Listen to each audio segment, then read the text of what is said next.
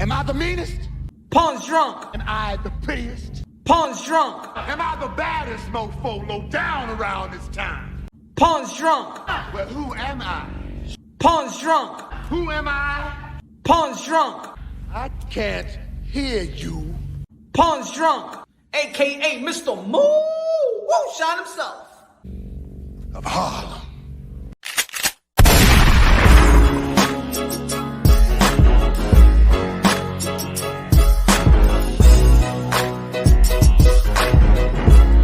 You already know this is Pawn Drunk Boxer, aka Mr. Moo Shot himself, aka El Adobo, aka El Sazón, aka El Maldito Borracho.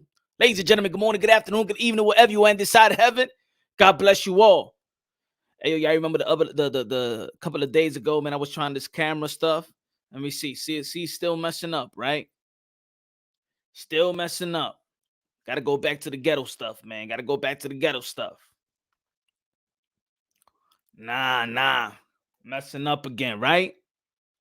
Let me see. Cool. All right. What's good, y'all? What's good, Ward? What's good? What's my fault, man? I'm late. My fault. Friday night. Ladies and gentlemen, y'all see the thumbnail. Jermall Charlo arrested again. He just got the shit that happened in San Antonio. That shit just got dropped and arrested again. But I'm not gonna be like a lot of people out there, man. And if you've been following the channel, y'all know, man. I'm not the type of dude that kick a man while he's down if he's down. Hopefully, I pray that he's good, his family is good. You know what I'm saying? He got a beautiful family, kids, wife, and things of that nature. And I hope that is not as serious as what's reported. You know, I know a lot of people out there, you know what I'm saying? If you're a Canelo fan and you're looking at Charlo, it's easy to go at him. Nah, I'm not that type of human being. You know what I'm saying? We don't know what really going on. We don't know who was the victim or nothing like that. So I ain't gonna speak on it like that, and I ain't gonna kick a man while he's down. You know, even when we was talking about Adrian Broner, I did a live show and we was like, yo, pray for that man. Yo, so he said, Salvador got body. Hey, yo, yeah, shout out to IBFP. I seen that when I was, matter of fact, I wasn't seeing it. I was driving and I was tuning in, but I was just listening to it. You feel me? It was funny, man. It was funny. Shout out to IBFP. That shit was funny, man. That was funny. Danny Medina in the building. Epstein Magic in the building. What's good, brothers? What's good? Hope everybody's doing good. Their family doing well. I bet you do want to shep a fight with Benavidez. Ooh. See? Thank you, Benavidez. Thank you, David Benavidez, for giving my boy Demetrius Andrade some type of chance to get a legacy fight. Good looking now, Benavidez. Good looking now. Now it sounds good of Boo Andrade moving up to 168 pounds. Now it's looking good. Now it's looking promising. You know, he need that fight. And at least David Benavidez is out there saying, you know what, man, if these guys don't want, I'm tired of saying the same name. Let me call out somebody that I haven't said. You know what I'm saying? Demetrius Boo Andrade. I think that would be a great fight. He'll moving up to David Benavidez, right? That's a good fight, y'all. That's a good fight. But before we get talking about that fight, of course, you see Kambosa, Devin Haney, Lomachenko still having no decision has come through fruition. No decision has come through fruition from the Emperor. Have y'all listened to anything new? Jaime Hernandez, dímelo, mi hermano. Jaime, ¿qué lo que, mi hermano? What happened, my friends? And also, I want to speak on this. And also, I got to speak on the little Twitter war that I had. I'm not going to say Twitter war, but it was kind of weird discussing things that I've discussed on my platform. You know what I'm saying? J. Rock Williams. Shout out to J. Rock Williams, former 154 champion.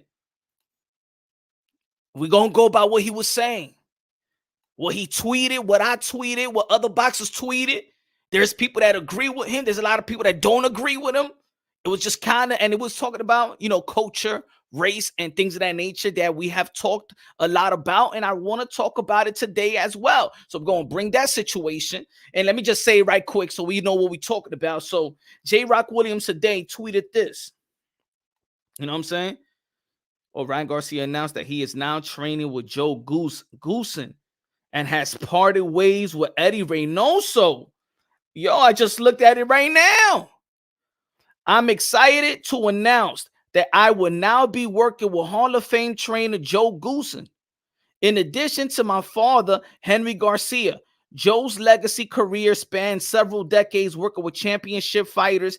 I worked with Joe when I was growing up, and the two of us have maintained a great relationship over the years. I can't wait to pick back up where we left off and continue this journey together. I'll now be working out of my own gym, Fierce King in San Diego, and my goal remains the same, to become world champion.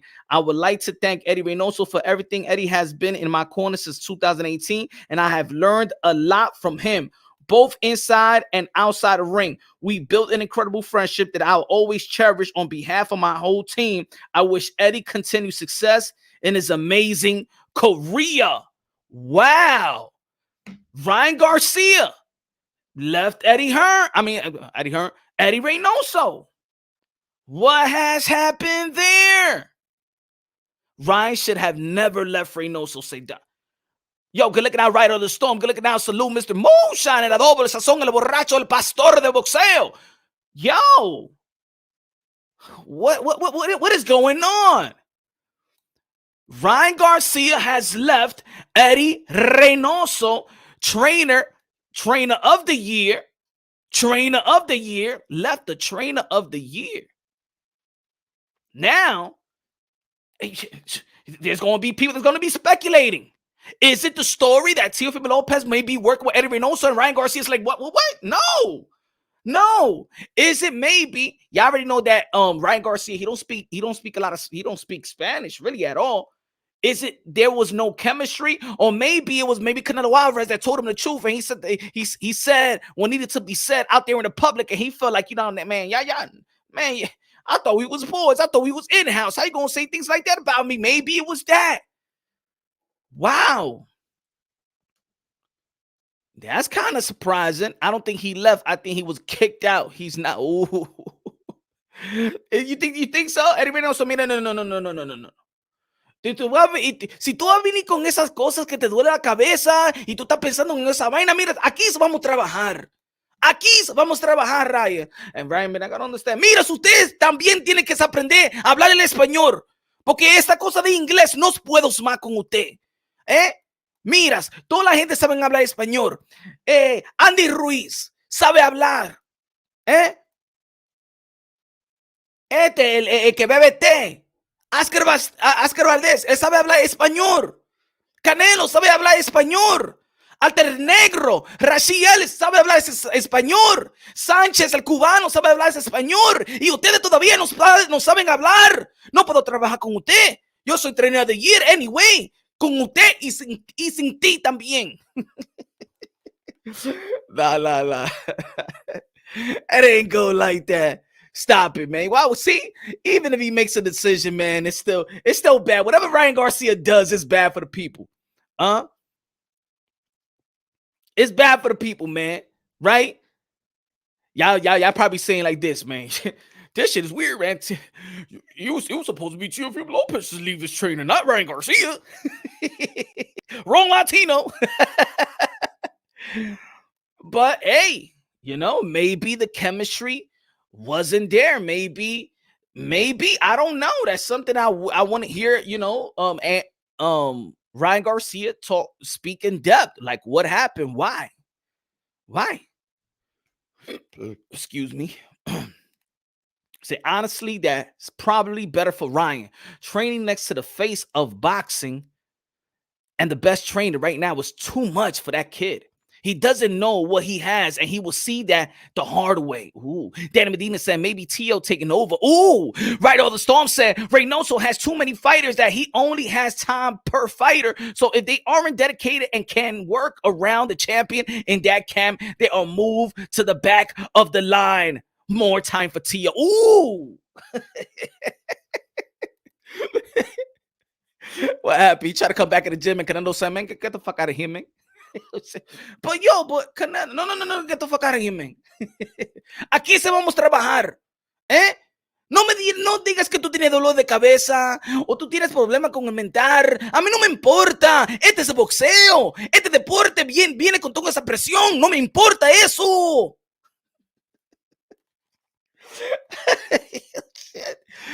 Man. Damn, but that was a good move. Well, we don't know what's happening, man. We don't know. We hope Goosen does a good job. Mexican punch is the shit. Danny Medina.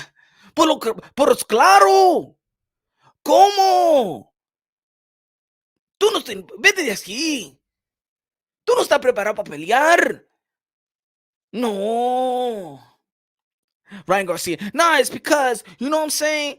I mean, I thought I was part of the team, and then I'm hearing, rumors that you're going to be working with Teofimo Lopez, and Teofimo Lopez is a guy that I could be fighting in the future to come and stuff like that. ¿Qué me importa? ¿Usted estaba en Engine este año? No. Tú dijiste que tenía dolor de cabezas. Yo no tengo tiempo para usted. What is he saying, Dad? Joe Goose and Jim has all the YouTubers. Oh shit. HLD said, what's good, HLD? He said, was it the Canelo comment or the possibility of Tio coming on board? Or both. Now Ryan has more time now for that cover girl cut. Come on, man. Don't be listening about poor Ryan like that, man. Come on, he's a fighter, right, or the storm. He's a fighter. Savage in the building. What's good, brother? Good looking now with a $2 super chat. Okay, saying all right. He said, Canelo, like, get the fuck out of here, man. Usted no va a trabajar. Ustedes tienen que trabajar como yo trabajo y si tú no se puede. Vete de aquí con tu dolor de cabeza. Vete de aquí. Yo no sé, finally Ryan messed up Living Eddie. Whoa. Man. Damn, I was about to read something else. But all right, so put it this way. All right, so let's this news. I was just going to check it out. All right, so this is the conversation that J. Rock Williams, hope he didn't take it out. I don't know, but I've heard this a lot, and I do want to talk about this later on in the show. J. Rock Williams said, "Oh yeah, I'm not black, I'm Cuban. I'm not black, I'm Dominican. I'm not black, I'm etc. Stay away from me.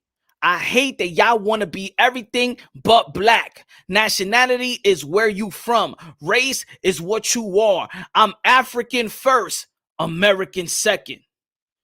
Ooh, shit. Your boy replied to that. I needed to reply to that to, I said, yo, brother, you do know a Cuban or a Dominican won't say that he's white either. When people say they're Dominican or Cuban or Puerto Rican, it's for them to let you know their culture. In reality, ain't no such thing as black and white. A Jamaican would tell you, I'm Jamaican. It's about embracing culture.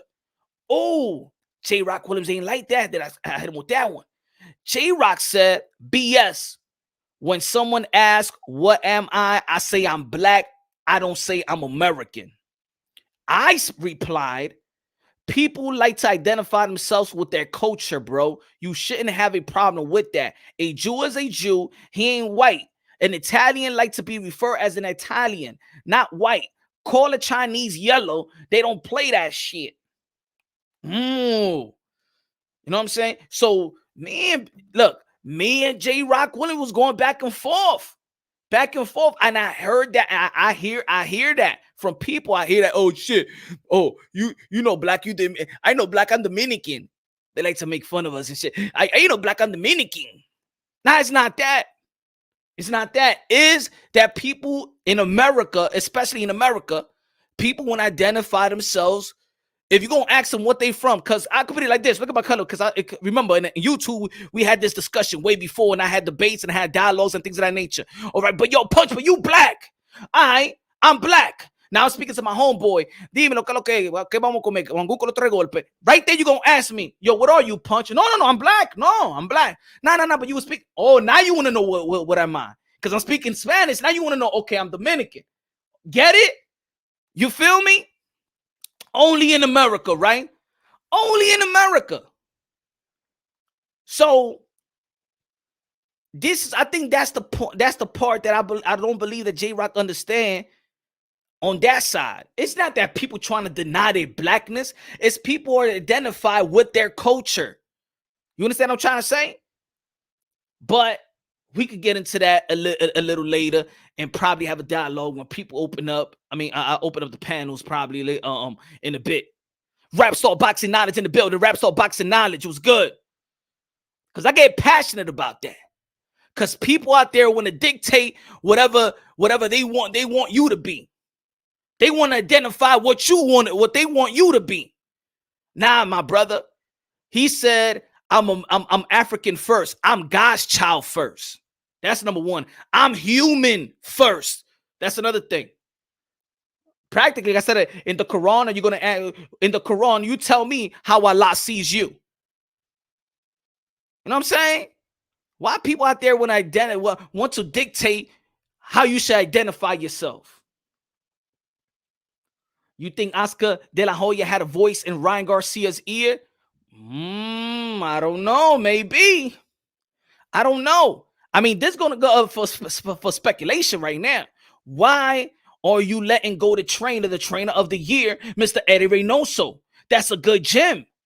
Or maybe he saw the gym and said, I don't want to call with this dirty stuff. I don't know.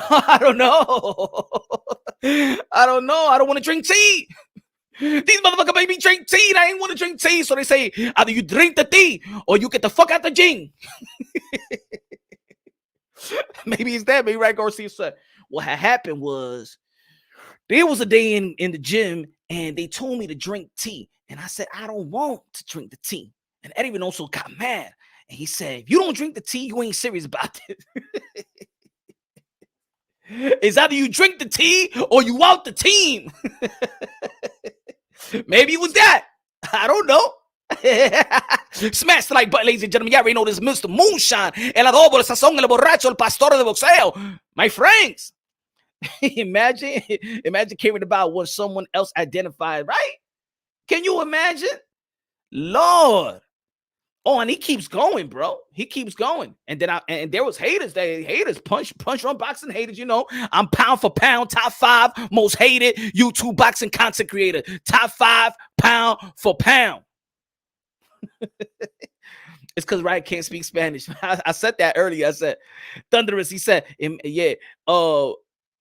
Maybe it was that. I don't understand. I just don't. JB in the building. What's good? Boxing is getting interesting early on in the year, and I'm excited. Hell yeah, I'm excited, baby. This is boxing. Who the hell is going to complain about boxing? Who is complaining about this beautiful sport? Look at the schedule, baby. We're going to see Chocolatito, baby. We're going to see Jermall Charlo versus Brian Castaño, the super welterweight rematch, undisputed rematch. Oh, yeah. We got Ryan Garcia coming back in the ring.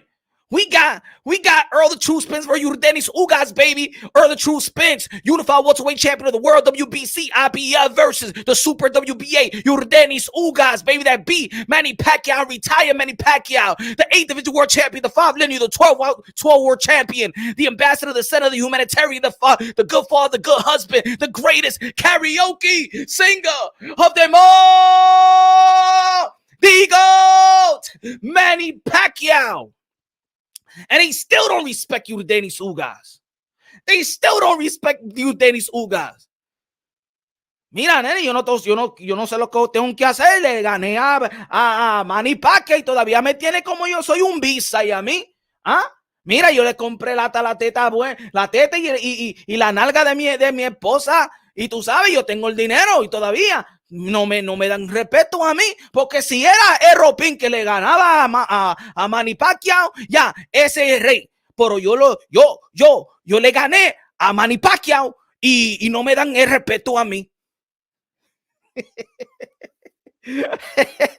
G fucking in the building. Goosen is a Hall of Fame trainer. I'm not mad at it. G fucking in the building. What's good, man? That's it.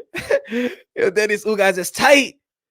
A mí no me dan respeto a mí. Tú sabes, mira, hasta yo soy el primero que el WBA dijeron que yo tengo un mandatory. Y mira lo que pasó. A Anthony Joshua, a toda esa gente, a Canelo no le dieron el mandatory en el WBA, pero a mí, tú sabes, me trata como son mierda.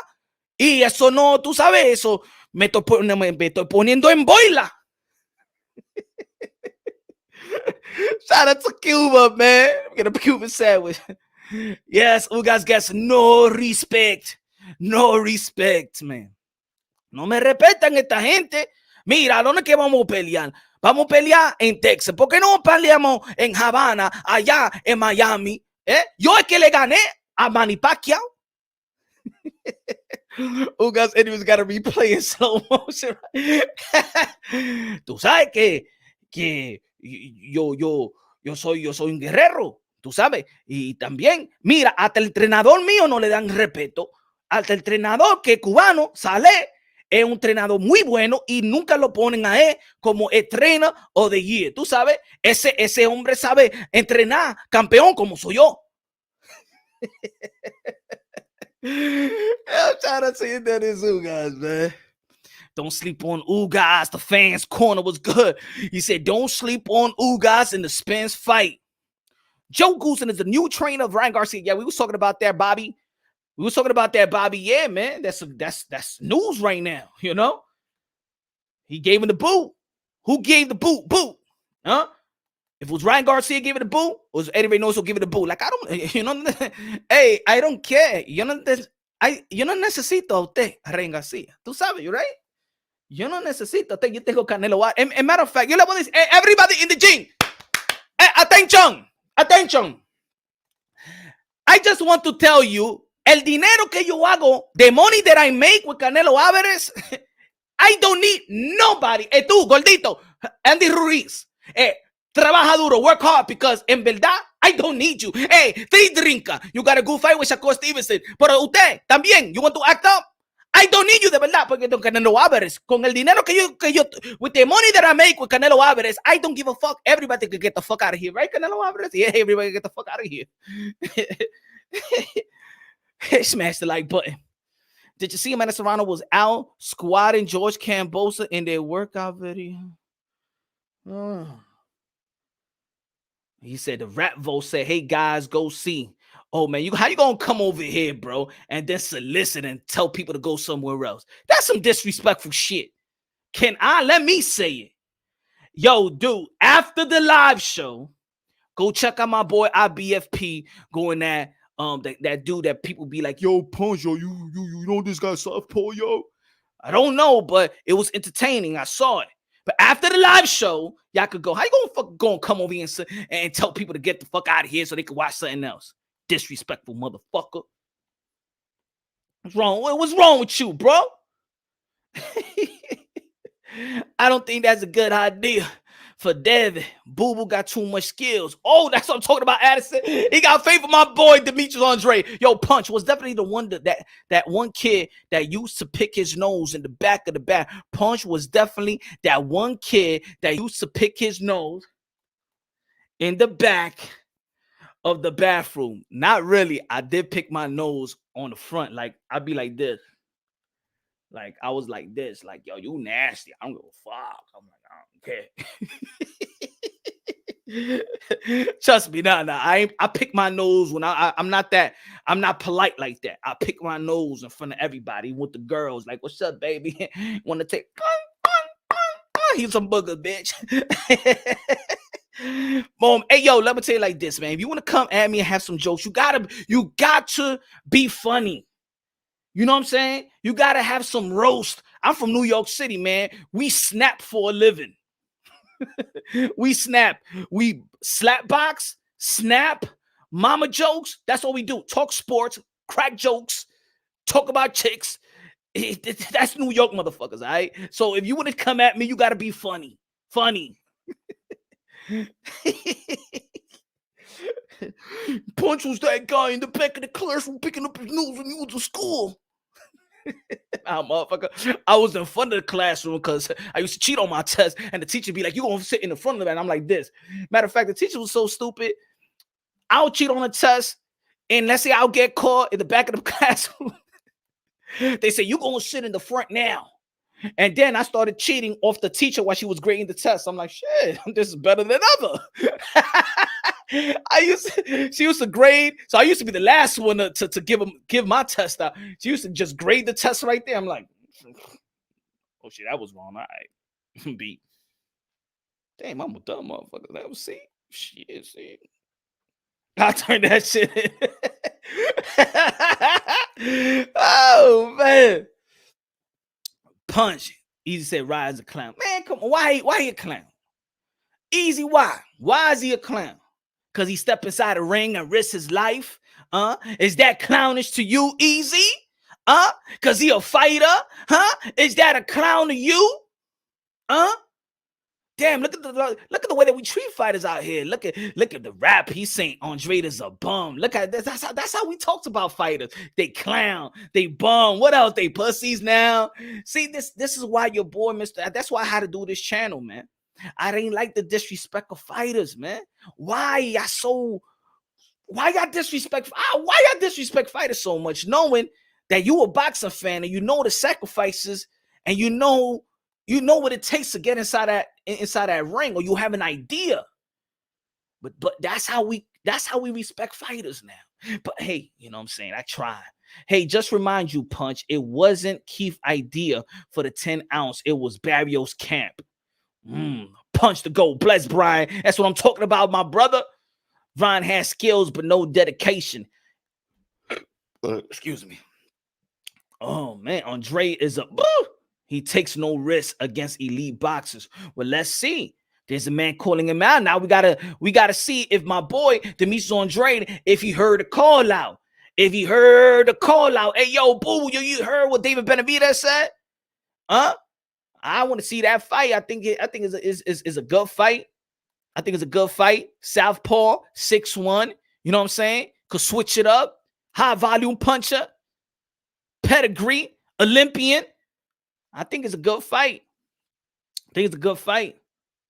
G Funky is the influence of the usual suspect that makes fans disrespect fighters. I don't know. I don't know, man. It's just, you know why? Because once these fighters, or when and I know, you will not say that shit to a fighter's face. You know that. As soon as you see that fighter that you call the bum, you're going to be like, hey, yo, Andre, yo, when you going to fight? So when you going to fight? I get it. And then he'll explain himself and he'll be, I understand. I see it all the time when I go to fights. Come on, man. I see it all the time when I go to fights. I see it all the time. They'd be like, hey, yo, he's a bum. He's a bum. Here's this fighter walking around. Hey, how you doing? Yo, can I get a picture with you, man? Yo, I can't wait to see your next fight. Yeah, man. Yo, I saw your fight. Yo, the first time I saw you. Shut the fuck up. Shut up. Yo, they wouldn't even dead. It's a stranger, Punch. Come on, man. These guys, why y'all dissing fighters like that, man? Look at as soon as somebody called to me, as soon as David Benavidez, and we're saying like, yeah, oh shit, 168, he moves to 168, then we gotta like support it, like, oh shit, that's good, that's what's up. That at least somebody really want a piece of Demetrius Andrade, but now you're gonna dead it, right? Y'all gonna dead it right away. See, man, too many frustrated fans, too many grumpy fans. Why fans is acting like bitter baby mamas in family court? Why? Like, why? Look at the schedule. Look at that. Amanda Serrano, Katie Taylor, baby. On the same day, Shakur Stevenson, Oscar Valdez. Following week, we got Cinco de Mayo, Canelo Alvarez, whoever he's going to pick, Bivol or Charlo or whoever. Yo, and then after that, probably we're going to see the fight with, and let me backward. On the 23rd, Tyson Fury, Dillian White. Like, yo, Boxing is good. Boxing is great. Boxing ain't giving me no damn blue balls. Boxing is giving me what I want. Boxing is satisfying me. Huh? What's good, man? Come on, right? Motherfuckers acting like, man, we won. And I don't like the fight. And people don't fight each other. Man. People don't fight enough. Man, they just enjoy yourself.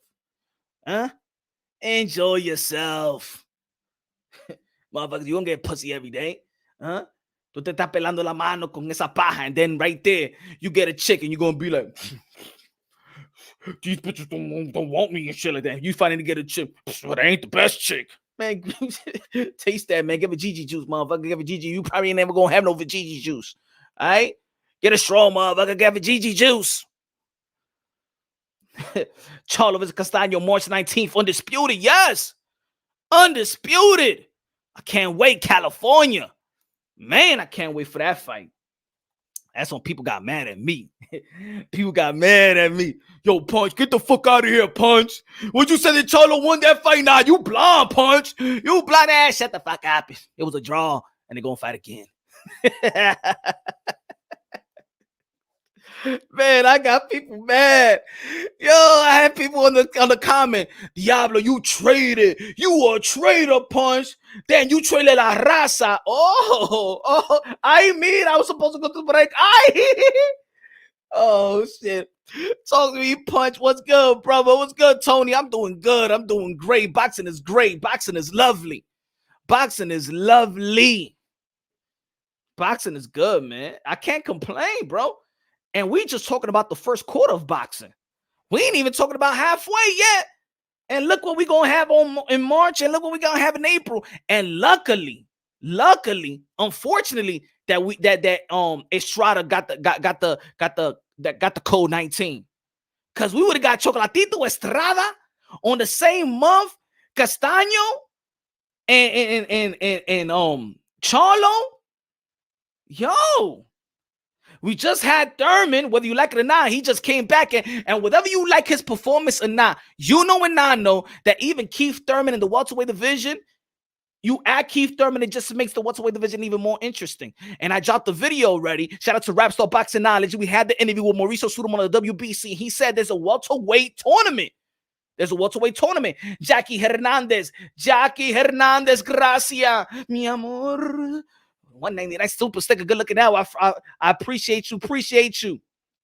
Happy Friday. Happy Friday.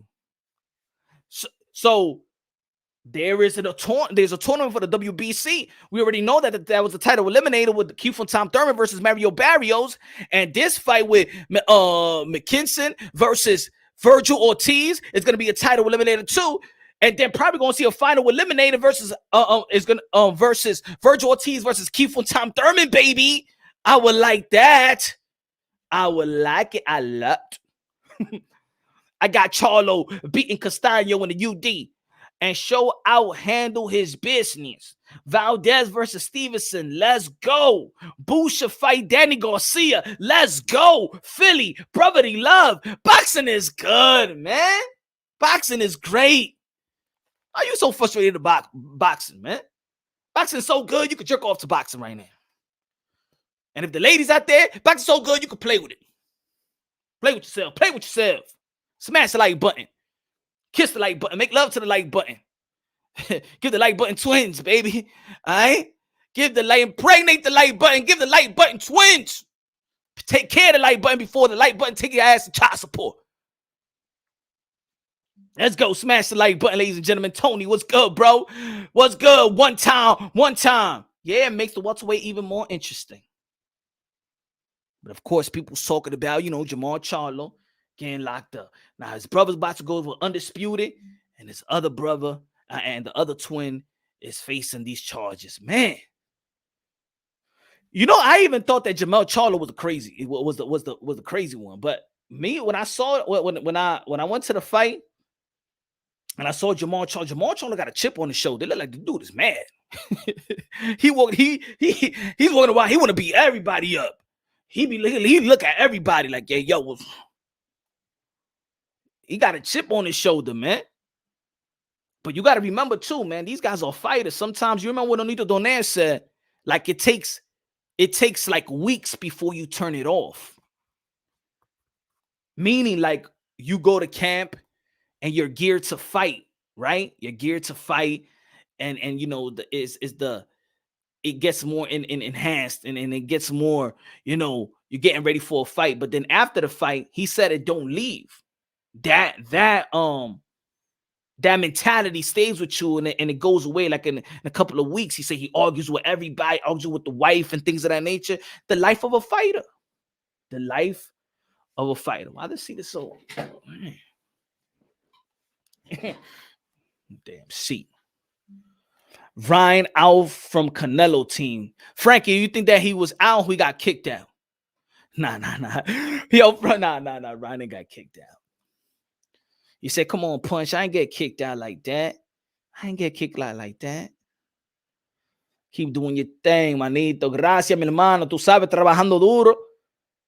¿Qué lo que? Hey, you already know it's Friday, man." Anyway, Dennis told me. Dennis let us know. Said it needs me. Had him at the bone. Wait a minute. What do you mean?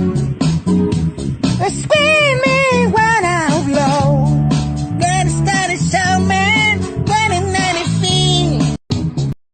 ¡Pancho! Cántale ese disco, my Cambori y Efren, ¿a dónde que tú estás, mi hermano? You'll never be alone. I'll be with you from door to door. I'll be with you from door to door. Baby, I'm right here. I'll be with you from door to door. Baby, I'm right here. But you'll never be alone.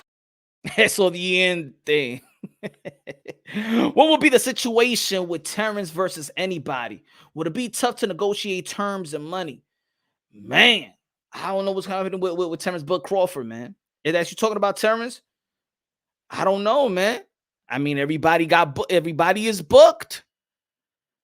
You know, maybe they could try Danny Silva Garcia versus Terrence Bud Crawford. I mean, they do got a history. They do got a history in the amateurs. And this is what I was talking about in the video. People when we talking about Yordenis Ugas, right? He still don't get no respect. Yordenis Ugas beat Terrence Bud Crawford in the amateurs. Yordenis Ugas beat Omar Figueroa that beat Earl the True Spence in the amateurs. Yordenis Ugas retired Manny Pacquiao. And let's be real. And I said this in the video, but I want to ask y'all now live. Epicsy Magic. I want to ask y'all live.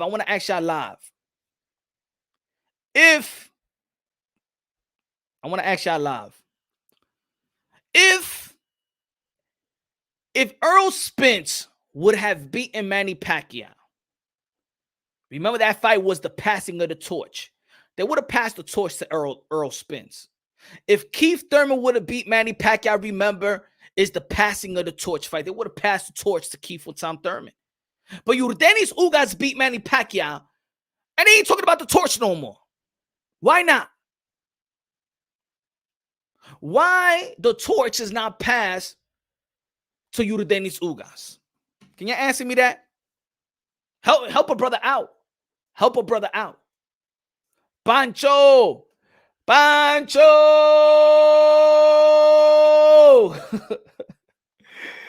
they want to hear you sing again, Pancho. Pancho, you got a super chat, Pancho. Anyway, Dennis told me. Dennis let us know. Said it needs me. Had him at the bone. Wait a minute. What do you mean? Screaming right out low. Dennis started show, man. Shout out to Captain Chaos. What's good? Good looking now. Appreciate that, my brother. Appreciate that. Talk about Till still sleeping on Cubano, right? Or you like a Cuban sandwich, but you don't like Yordenis Ugas, ¿ah? A ti te gusta el sándwich de cubano, ¿verdad? Cuban fighters always get hate. True. I mean, I did not like Rigondeaux's performance this year. Y'all know how I felt about that.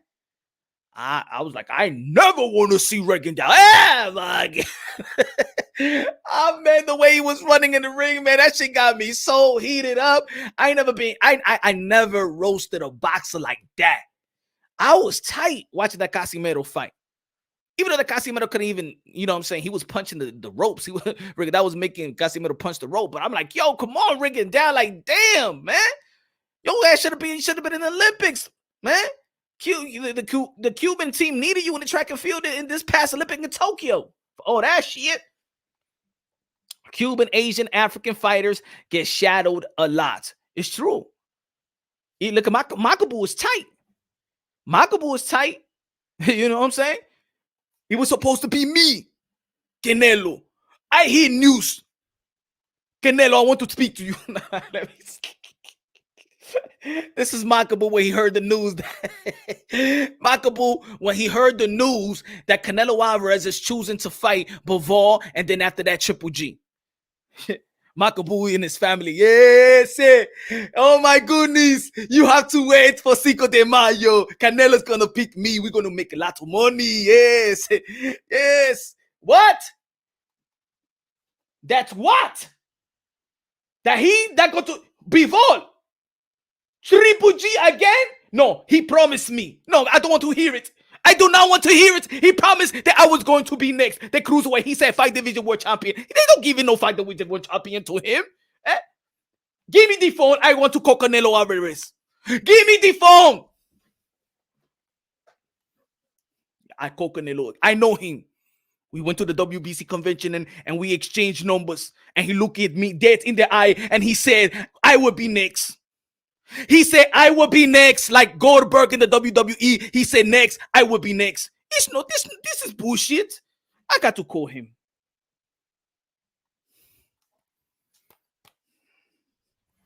Excuse me. Hello. Canelo, how you doing? Yes. yes. Family doing good. Family doing good. Family doing good. Yes. Oh, I just want to ask you a question. I want to know if you could verify the report. That you are going to fight before. I know they will say bullshit. You know, my carpenter, he always puts some bullshit. And Dan Raphael, the fat motherfucker, he's stupid. He's the reason he got fired from ESPN because he's a bullshitter. I just want to verify and, clarify that are you going to fight a Bevo or Triple G that the zone going to give you $85 million or 100 million, something like that? The report is true. Canelo, let me ask you a question. Are you a man of your word? No. Yes? Because you told me when I look at you in the eye. Now, I wasn't memorizing. Yeah? We was looking in the eye like man to man in business. Now, like I love you. I know Valentine's Day is Monday. But anyway, did you remember that you told me, Eddie Reynoso told me that I will be next? Yes. And we shook hands, like a real men do, in business. Honor, morals, principle, character. We supposed to fight one another in the Congo? This is bullshit, Canelo. I am not a horrible fighter, okay? That was you said that about Demetrius Andrade, not to me. You believe that I lost the last fight? No, fuck you. You lost to Lara. No, fuck you. You lost to Triple G. No, fuck you. You're going to fight with me.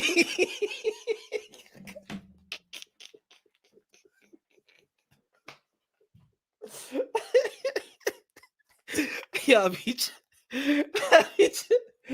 Makabutai. This is not fair. This is not fucking fair. I was already building a house in the Congo so I could front on all my people. So I can wear bling bling, put a matching right in the hood and say, I fucking made it, you poor motherfuckers. This motherfucker, man, fucked on my flow. I was going to pay all my debt. This motherfucker Don King is going to run my ass. Come on, Canelo. You know why we put that fight on DonKing.com for $50 because the anticipation that we was going to fight one another. I'm supposed to be the new Black Panther. That's no good. It's no fair, Canelo. Huh? What is this? How you going to give me this type of news in Black History Month? You could not wait till March. Huh? You have to dig it and the knife and twist the knife on me in Black History Month. I know I'm not in America and in Africa. It is not Black History. It's always Black History Month in Africa. But I just oh shit. Shit. Man. Fucking Michael calls Richard Comey. He gonna call Richard Comey up and shit like that. Did they play you too? Did they play you too? Remember you? They put you in Lomachenko. They said they set you up, right? Yeah, they set me up. But fuck it. Fuck it. I needed the money. I needed the money. But yeah, man. And like I said the other day, a lot of people was, man, there's people out there that's heartbroken, man. The Canelo Alvarez may be choosing Bivol. They're going to use the race card. They're going to use that, oh, he's picking the white fighter. It's a Triple G. We don't want to see Triple G. Why you can't pick Charlo? But Charlo's locked up. What the fuck you want? What you want? You want Canelo to bail him out and then fight him? Hey, man. There's gonna be people out there in the sport of boxing never gonna be happy. Punch, when you come up with this stuff. I don't know, man. I'm just a freestylist, man. I just say what shit that just come out my damn mouth. Nello did not beat Lara easy. Imagine you said, Canelo said, I ain't sorry, man. You just a terrible fighter. That fight that you had, I saw it. I saw it. Shit, you are shitty. You shitty fighter. Get the fuck out of here, man. I don't want to fight you, man. Not like that. Hey, Makabu said, what the fuck are you talking about, Canelo? You didn't beat Lara. You didn't beat Triple G. Don't talk about my performance. What about you performance? Fight me and prove to me that I'm not good enough. Because you didn't beat. I know why you did. And then he'll play along with the narrative, right? I know why you didn't want to fight me. I mean, you don't want to fight the Black Americans, let alone the real blacker than black, African black, black from the motherland. You don't want a part of that, let alone you don't want to fight the American black. I get it. Go over there. I get it. Makabu will play the narrative of Canelo. No, I know why you don't want to fight me. And Canelo Alvarez said, why? Why I don't want to fight you? Why I don't want to fight you? I know. I heard through the grapevine that you do not want to fight American black fighter. And I'm from Africa, the motherland. Of course you don't want to fight me. Are you crazy? I know. He like, I know. Bullshit, motherfucker! You know you're fucking with. That's my caboose. When he found out that he ain't gonna fight Canelo. Bullshit, motherfucker! You know you're fucking with.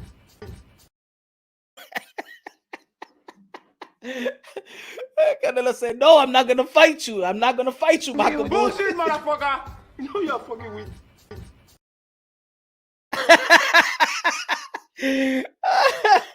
Try again, motherfucker. He said, Canelo, who you gonna be fighting? Canelo said, Bivol. Try again, motherfucker. Triple G. Try again, motherfucker. Perturbia. Try again, motherfucker. Charlo. Try again, motherfucker. Demetrius Andrade. Try again, motherfucker. David Benavidez. Try again, motherfucker.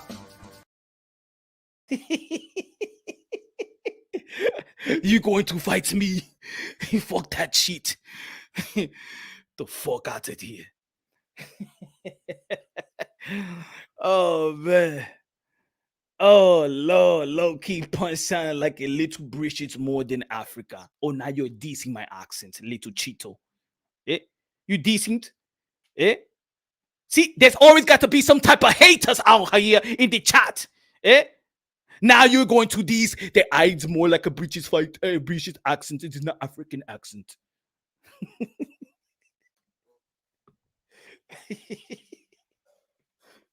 Always hate us. Hate us are always in Punch Run Boxing chat. Always hate us.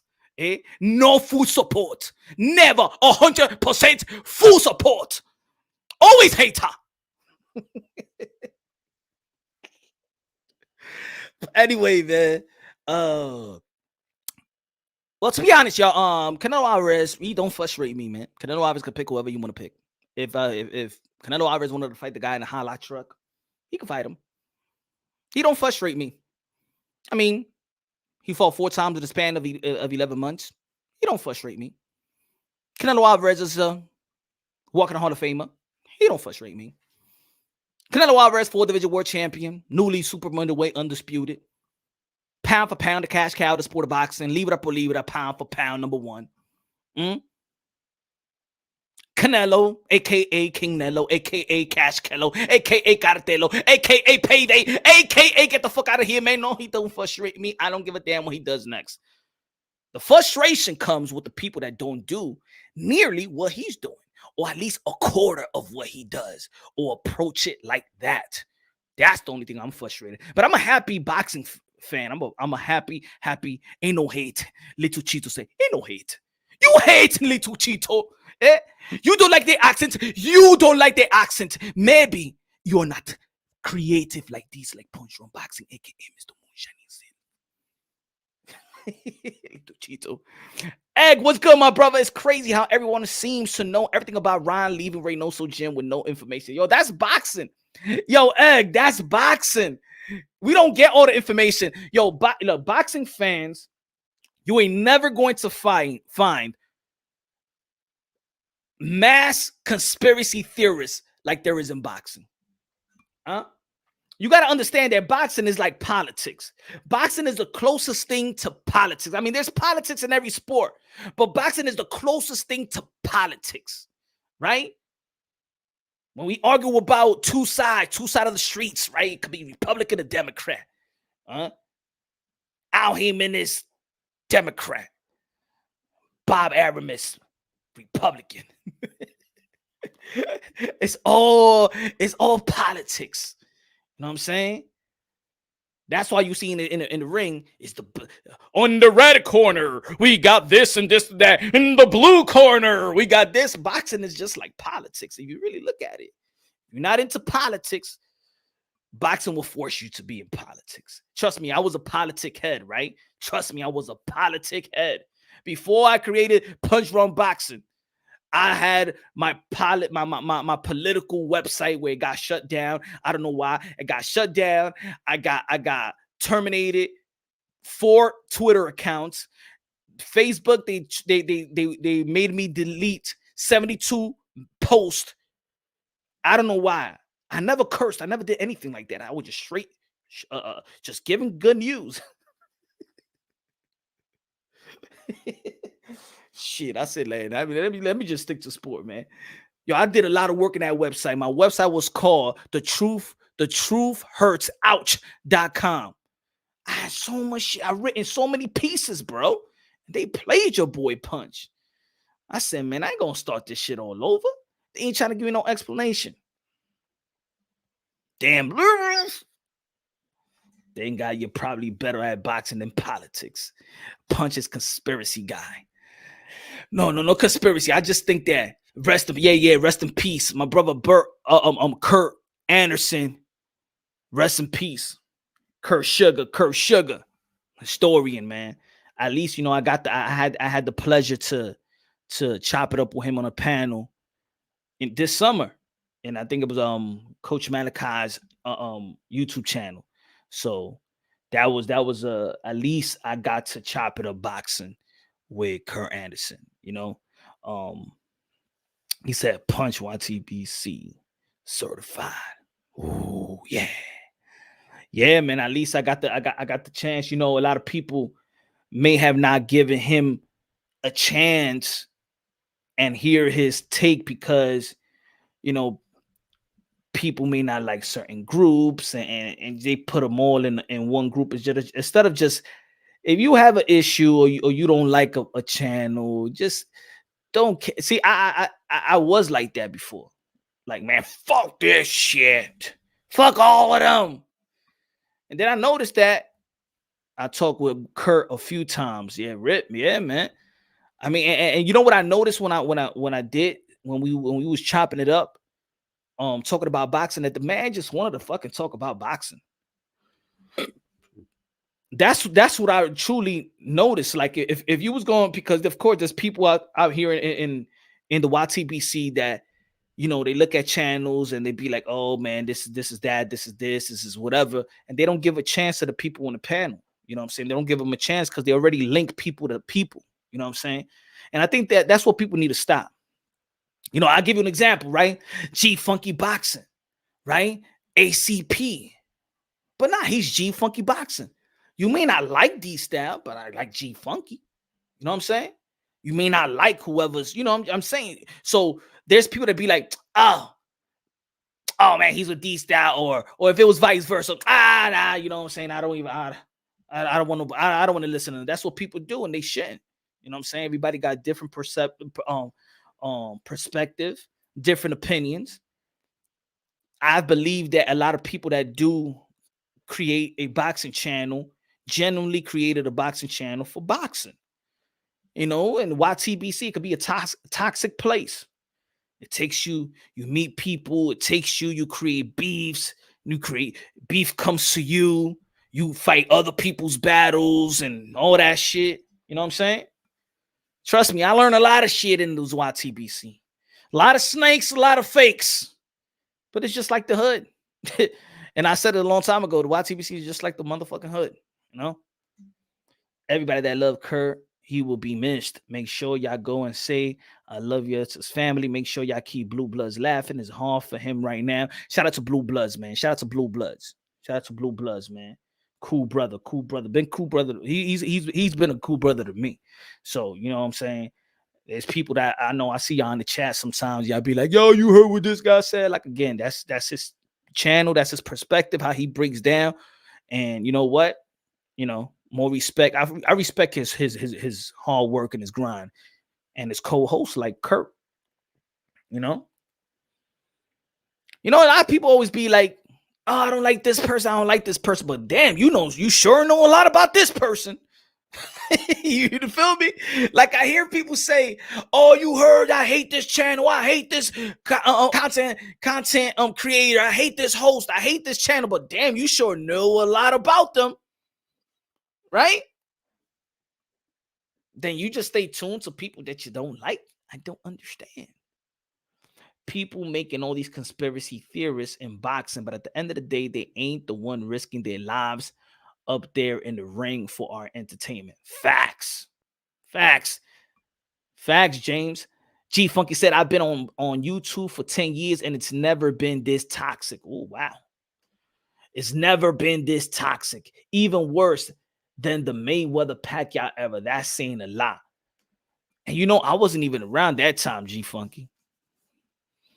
I wasn't even around that time for real. You know, I got in tune. I never thought that it was like a community. Like, I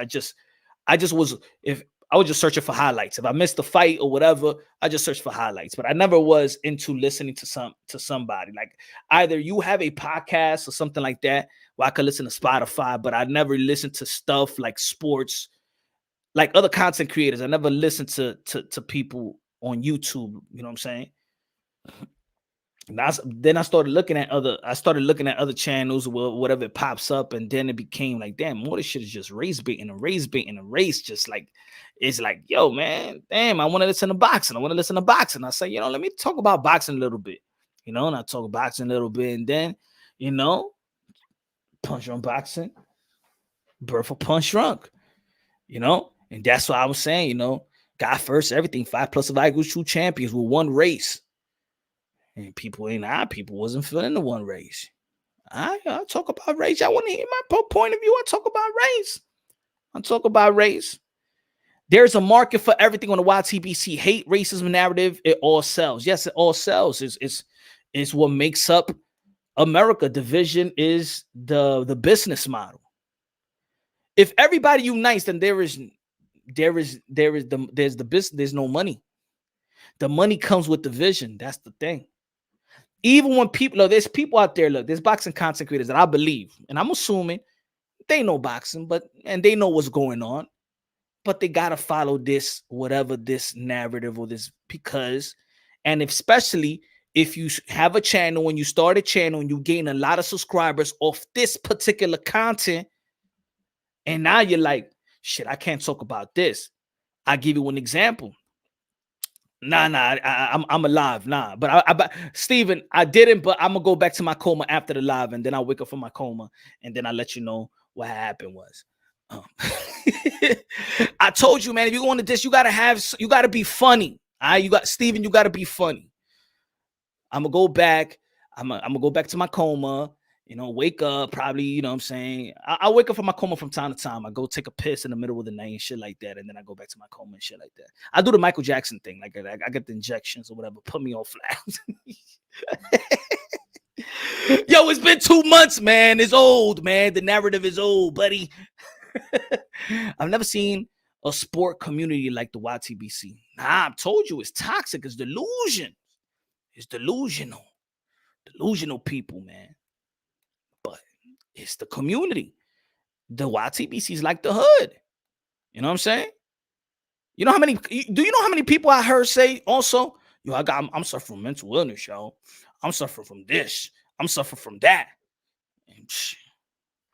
And I think boxing want to live vicariously through fighters. They just don't want to admit it, fans, Everybody a tough guy. Meet me here, meet me there. I mean, I wish I'd done that shit for a year. I never got nobody came through. Nobody came through. It's your platform, my brother. Keep your precision. Yes, sir. Yes, sir. But yeah, man. This community is the hood. It is what it is, man. It is what it is. Everybody got haters. I learned if you don't got haters, you ain't doing shit. You know what I'm saying? Shit, I learned coming up. Shit, I got a lot of shares of haters. That's when I know I'm doing my thing. You know what I know I'm doing my thing? If somebody makes a video dissing me, it actually gives them numbers. It's actually flattering. Like, oh my God, yo, what the fuck? This dude is stupid making a video for me. But then I'm looking at the number, and you reassure that I am making a mark here in the YTBC now. If you make a video about me, see, and this is what it is too. And this is what it is for the people out there that feel like it's cool when you're trying to diss a boxing content creators. Do you know that when you make a video, you think you capitalizing, but you know that the people will want to, the next time, let's say, for example, you make a diss video, right? You know what I'm saying? It's like, this is the hip hop. So you go and make a diss video of Punch Run Boxing. Guess what? The people may watch it to see what you're talking about. But then when I go live, they're gonna want to. More people gonna come see me to see what the fuck if I'm gonna say something about you right back, right? So they helping me anyway. You know what I'm saying? They helping the cause. But then, are you a boxing channel? How long are you gonna go and talk about Punch? Because you just hooking me up. Tony, we appreciate the content, my brother. Yo, Southpaw got bodied by IBFP today. I saw it. I was driving, Tito. Shout out to IBFP, man. You roaster-ish out there, boy. Oh, Lord. Shit. Man, I even had a tear for the dude, man. That's how bad it was. He was like body bag. I thought he was gonna say, man, how many body bags you? Man, I got you sleeping in our 20 body bags tonight, huh? Shit. Damn, he went in over that kid. Oh, Lord, bro. IBFP, man, you should be locked up for that. IBFP, you should be locked up for attempted murder. Go subscribe to IBFP, man. You should be locked up. Luke, you should be locked up for attempted murder, bro. That was So far, 2022. IBFP. See, I give props to peoples, bro. I give props. I'm not this is when you know your boy Punch Drunk. I'm the one that actually did pound for pound YouTube boxing content creators. The pound for pound. Remember I did that video? Huh? It don't matter we agree or disagree or any boxing content. I'm so secure with my delivery and my channel. I can give props. I don't give a damn. I've been proud. IBFP right now. You got 2022 roast body of the year so far. Early. It's still early. It's still early. I think I had it last year. I think I had it last year with Bill. I did. With Akaka TV Bill. I think I had the roast of the year. I think I won last year. But I think I won last year. But this year, right now, so far, IBFP. I said, got the body of the year so far, and it's early. It's only February, so I want to see who's gonna be the next. I said I wouldn't give that Southpaw dude 2 seconds of my time. He's like, come to Chicago, get Chicago, come to Chicago. You can't fight. I'm a boxer, but Canelo did. But come to Chicago, but I'm a fighter. Hey, show your face, man. But I got some facts. But show your face. But I got some facts. We're talking about Canelo. But show your face. But show your face.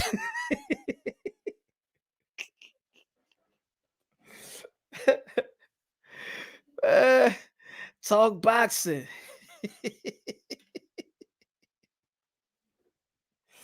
Yeah, I was laughing. I was driving, man. I gotta be. I was cracking up. You did, brother. Kaka didn't even show up. Yeah, man. Nuke too biased. Overwhelming. Nuke is too biased. Look. It's not. Look.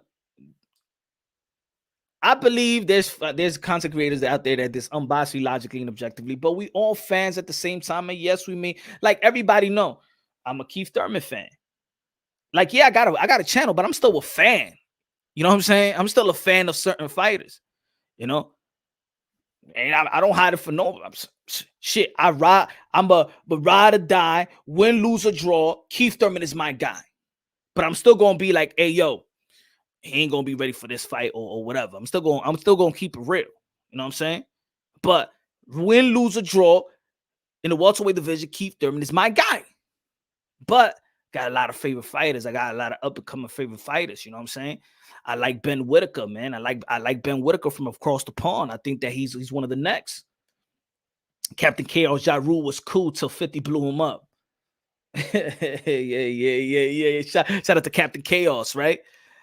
I like, hey, my T.O. I said T.O.'s the best in lightweight, right? He took his L. I said George Cambosa. I said George Cambosa's not easy. You feel me? Boots Ennis. Remember early, if I go back to the archives, I said Boots Ennis is the second coming of Roy Jones Jr. Ain't nobody was talking about Boots Ennis. When I was talking, remember, Boots Ennis been on this channel 3 times. He blessed me with Keyshawn Davis before he turned pro. I like Keyshawn Davis. Bud Crawford. I like everybody from that class anyway. But I like everybody from that class. Boo Boo Andrade, Thurman. I always say it. Wilder, Gary Russell Jr., Charlo, Mikey, Danny, Bud. How do you support the chat? How do you support in the chat or support the chat? First time watching your channel, or you a Canelo fan? I like Canelo. I'm a box. Yo, what he's done for boxing, I gotta be a Canelo fan. Of course, Joshua. I like Canelo. Canelo is voiding the frustration for Canelo is the perfect leading man in the sport of boxing. He is doing a good job being the leading man in the sport of boxing. You gotta. I feel like now, look, we all have our perspective and we all have a choice of like who we like or whatever in boxing become a fan of. But I can't see you a boxing fan and hating Canelo. I question what do you the dude is seasoned. You know what I'm saying? Fights enough. Fights fights a lot of fights, championship bouts, carry himself well, respect. And you know what I like about Canelo Alvarez too? That Canelo Alvarez also show love to other boxers, to the young boxers. Like people were like, oh shit, he showed love to Ryan. He told the truth to Ryan. He showed love to Ryan. He showed love to Tio. He showed love to Gervonta Tan Davis. Remember, Gervonta Tan Davis was using his glove. So, I like Canelo Alvarez, that dude, man. Canelo Alvarez, can you imagine Canelo Alvarez? Take out Canelo Alvarez from boxing right now. Will Teofimo be able to come back from this loss? I think so. Yeah, I think, man, we all know. Look, if you know you got an eye for talent, we all know that Teofimo Lopez got the talent to come right back. That's why I remember that time, Rap Store, I said, who do you think, let's say they had a rematch, George Kambosos and Teofimo Lopez. They had a rematch. Like 80% of the people picked Teofimo Lopez will beat George Kambosos. So even in his loss, people understand, people feel like he still is a better fighter. So I think he's gonna be good. But of course, man, you got to go back into the drawing board, and you gotta, shake it off. Got to shake it off and get back into the drawing board and see what happened. How to get better. Just like every other fighter, even if you win, you got to go out there and get better. Shout out to Amo Williams. He bounced back, right? He was suffering from mental illness, and look how he bounced back. Shout out to and that's good that the guy, and he went hard at Eddie Hearn. And Eddie Hearn, he ain't took it personal. He kept him on a contract. So shout out to Eddie Hearn, man, because Eddie Hearn could have easily, the way he was talking shit about Eddie Hearn, remember when he was going wild on Eddie Hearn could have been like, man, F this guy. But shout out to Kevin Cunningham, one of the prestige trainers in the sport of boxing. But I think, Teofimo Lopez, I believe that he's gonna get back in track. Thurman back though, baby. That's what I'm talking about. Yeah, man. Thurman. I just want Thurman to stay in the gym. Stay in the gym. Don't just stay on your grind, bro. Just look at it like I got 2 more years in boxing, and I'm gonna give it my all. And then when I turn 35, I retire. That's it. Just give everything you got. Just give all your time. Just sacrifice 2 more years of your life and stay in the gym. And I'm gonna tell you, Thurman might be world champion again. But he got to stay in the gym. He got to stay hungry. He got to just stay in the gym. Gym. You know what I'm saying? He ain't getting no stitches, no nothing. Get back in the gym. I don't know if he had a hurt hand. He said something about that. He probably hurt one of his knuckles.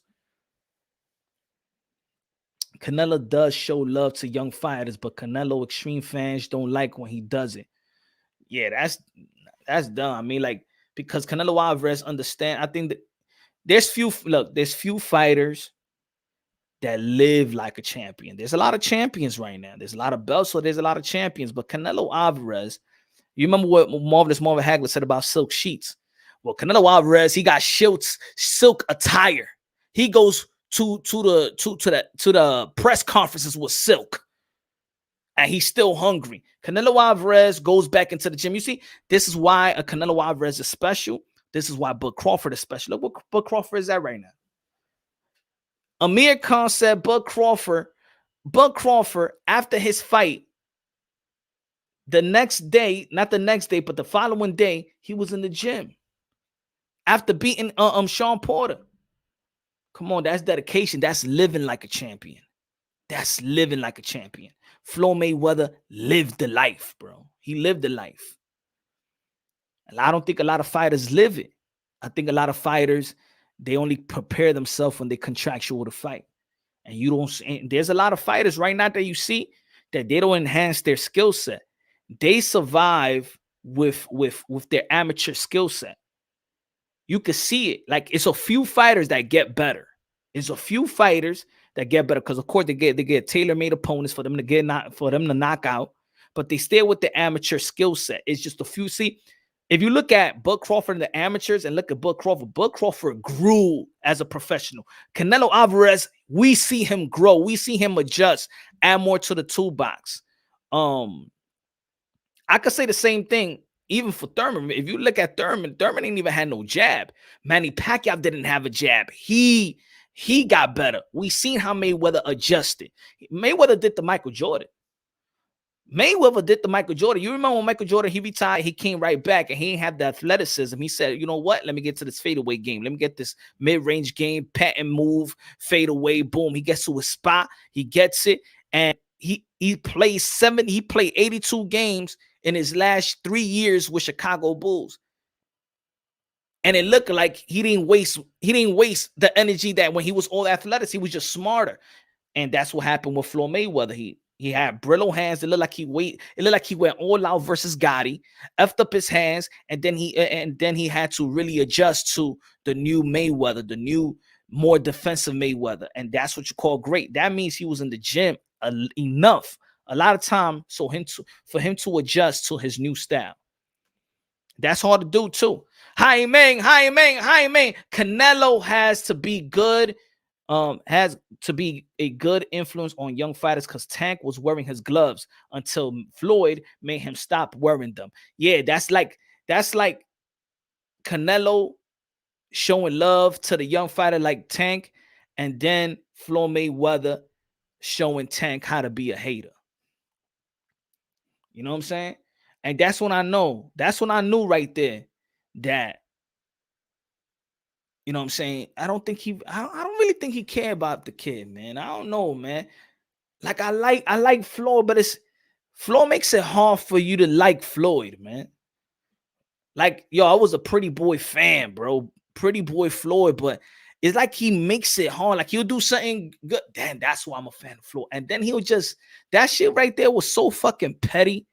That was petty.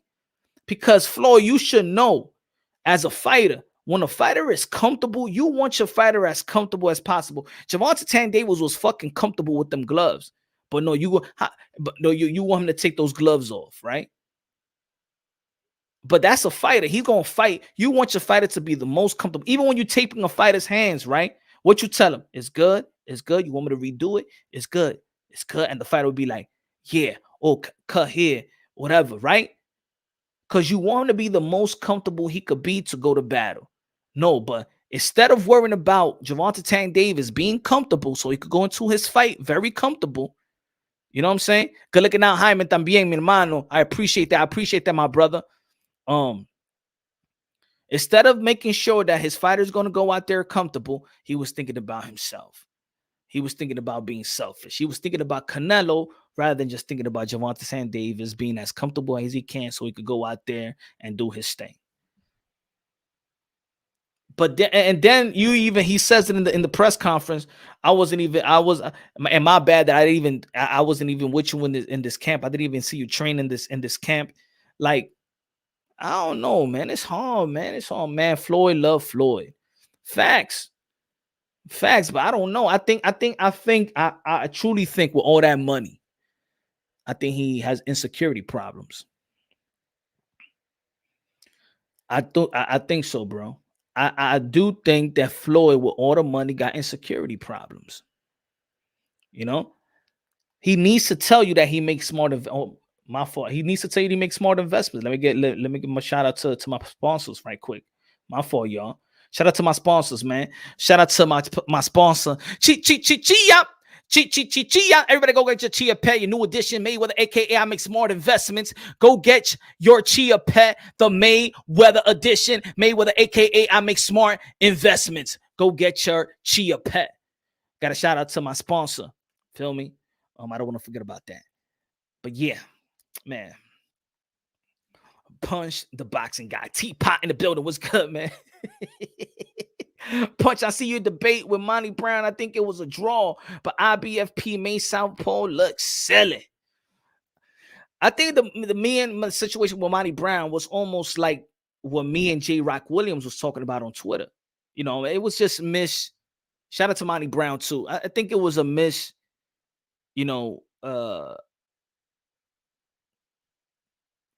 it's like I was saying. It's my perspective. I come from New York City. I'm not sure where Monty Brown. I'm not sure what city he's from, but I could be from a different. I could be talking about your perspective if you're living in Atlanta, or if you're living in Alabama, or whatever. You know what I'm saying? All I was saying is, you know, I think it's disingenuous. I think that people got to understand This is just like let me talk about the J Rock Williams because let me talk about the J Rock Williams. That dude got body bag, bro. St. Louis. Never been there. I don't think I've been there. You spoke just like a Mexican and that Eddie Reynoso imitation. Ya tú sabes, Benny. Yo no sé, pero yo no quiero trabajar con Ryan García porque ese tipo no, tú sabes, tenía dolor de cabeza.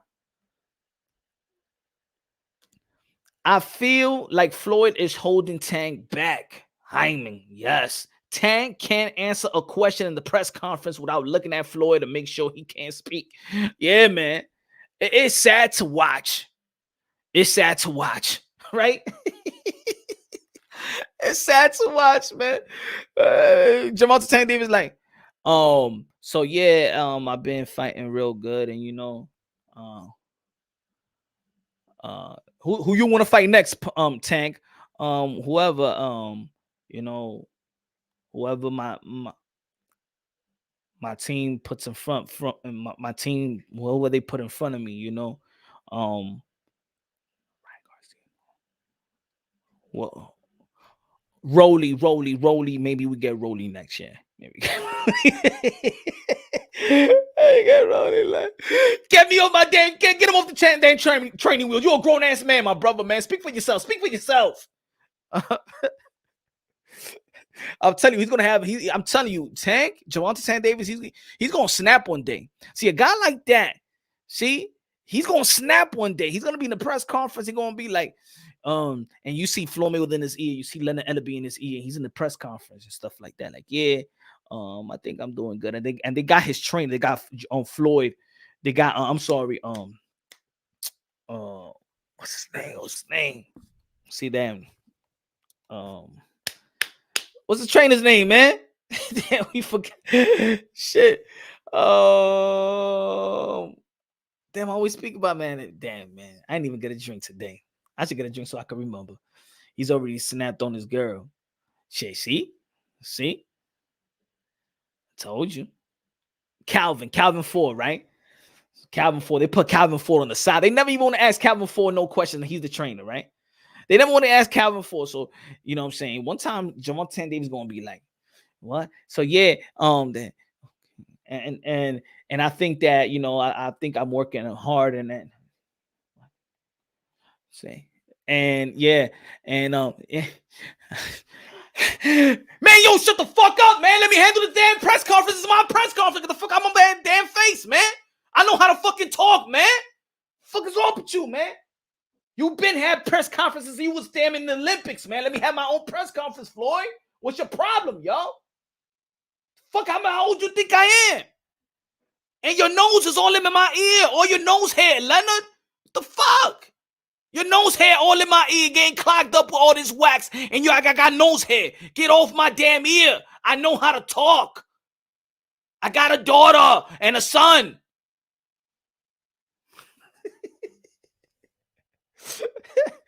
I'm telling you, bro. You remember when Mike Tyson, when he punched Don King in that interview?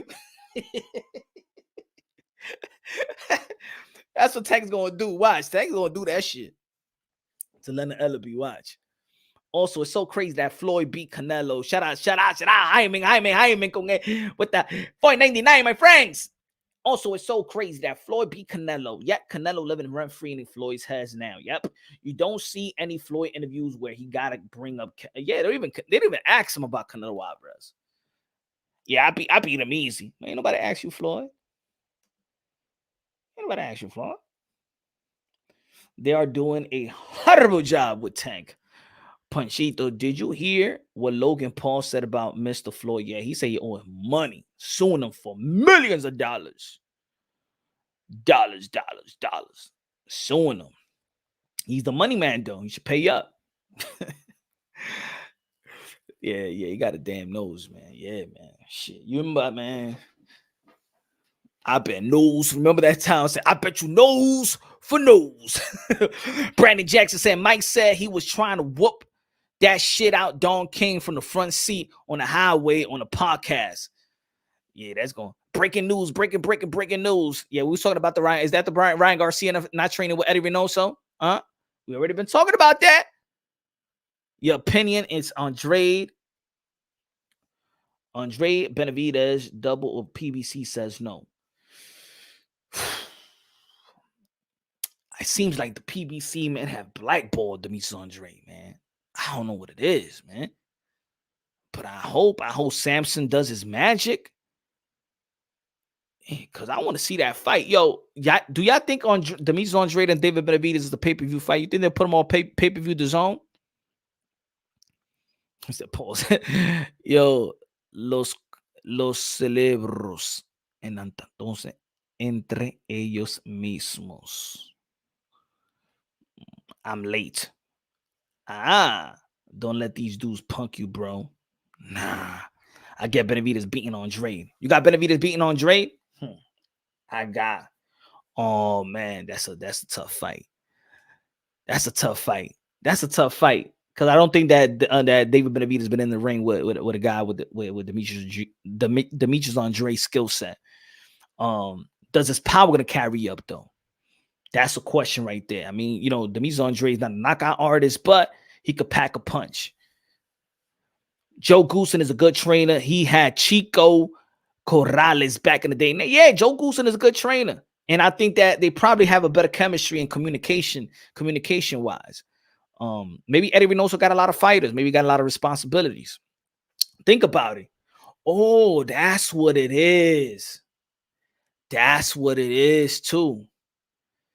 Remember, Eddie Reynoso is going to be busy because he got Canelo Alvarez. He got Ryan Garcia in the same month of Oscar Valdez. I think the Oscar Valdez is a more important fight than Ryan Garcia's fight. I think he's probably suffering from the same. He's overbooked, man. I think that Eddie Reynoso is overbooked. Yo, I ain't trying to be no pocket watcher, but damn, Eddie Reynoso must be getting some good money, yo. That 10% must be good. That 10% must be good, man. And maybe that's what it is, man. He just got too much on his plate right now. Important fights too, because if he does fight Bivol, that's an important fight right there. That's a title. That's a title. Your opinion on Morrell? Yeah, I think I like Morrell. He's looking good. He's looking special. How about Morrell and David Benavidez? That look good. David's going to see what that chin look like. What it look like? Benavidez throws too many punches in the later rounds, and Andrade has consistently gassed in the championship rounds. True, Brandon Jackson. That's a good assessment right there. That's facts. I think that Demetrius Andrade, I don't think he gasses out. I don't think he really gasses out. I think that he cruises to a decision, but he didn't do that last fight. You know what I'm saying? And remember what we say: you as good as your last fight, right? David Morrell technique is like alien, future superstar. I think. Yeah, I think I think of course he's one of the superstars in the sport. He will be one of the superstars in the sport of boxing. Hell yeah! Why don't you fight Ness? Why would I want to fight Ness? Nah. What happened? They talking shit about your boy Punch somewhere? Let me know, Ricky. Nah, man. It's not a guy that I want to fight. Punch. Have you seen Xander Zayas this year? Of course, man. I interviewed Xander over here, man. I got to interview him again, man. Great kid. I think he could be special. I think he could be special. I think he's a good, promising young fighter. 154 pounds. You know, that's an underrated division. And I do like, let's say, Erickson Lubin versus what is his name? Fundura on the undercard of or the co-main event to Earl Spence, Dennis Ugas. That's good right there. That's good. It's one of the hardest sparring partners. That's a sparring partner, right, Egg? Yo, Punch, I would love the Charlo fight so Canelo could shut the haters up. But on the real, I think Bivol is the tougher fight. What you think? I I agree with you that Bivol is the tougher fight. I would like to see I would like to see a Charlo and Canelo fight. I'm not gonna, you know, I think collectively people overkill that. I think people start hating Jermall Charlo. They could be frustrated with his resume, right?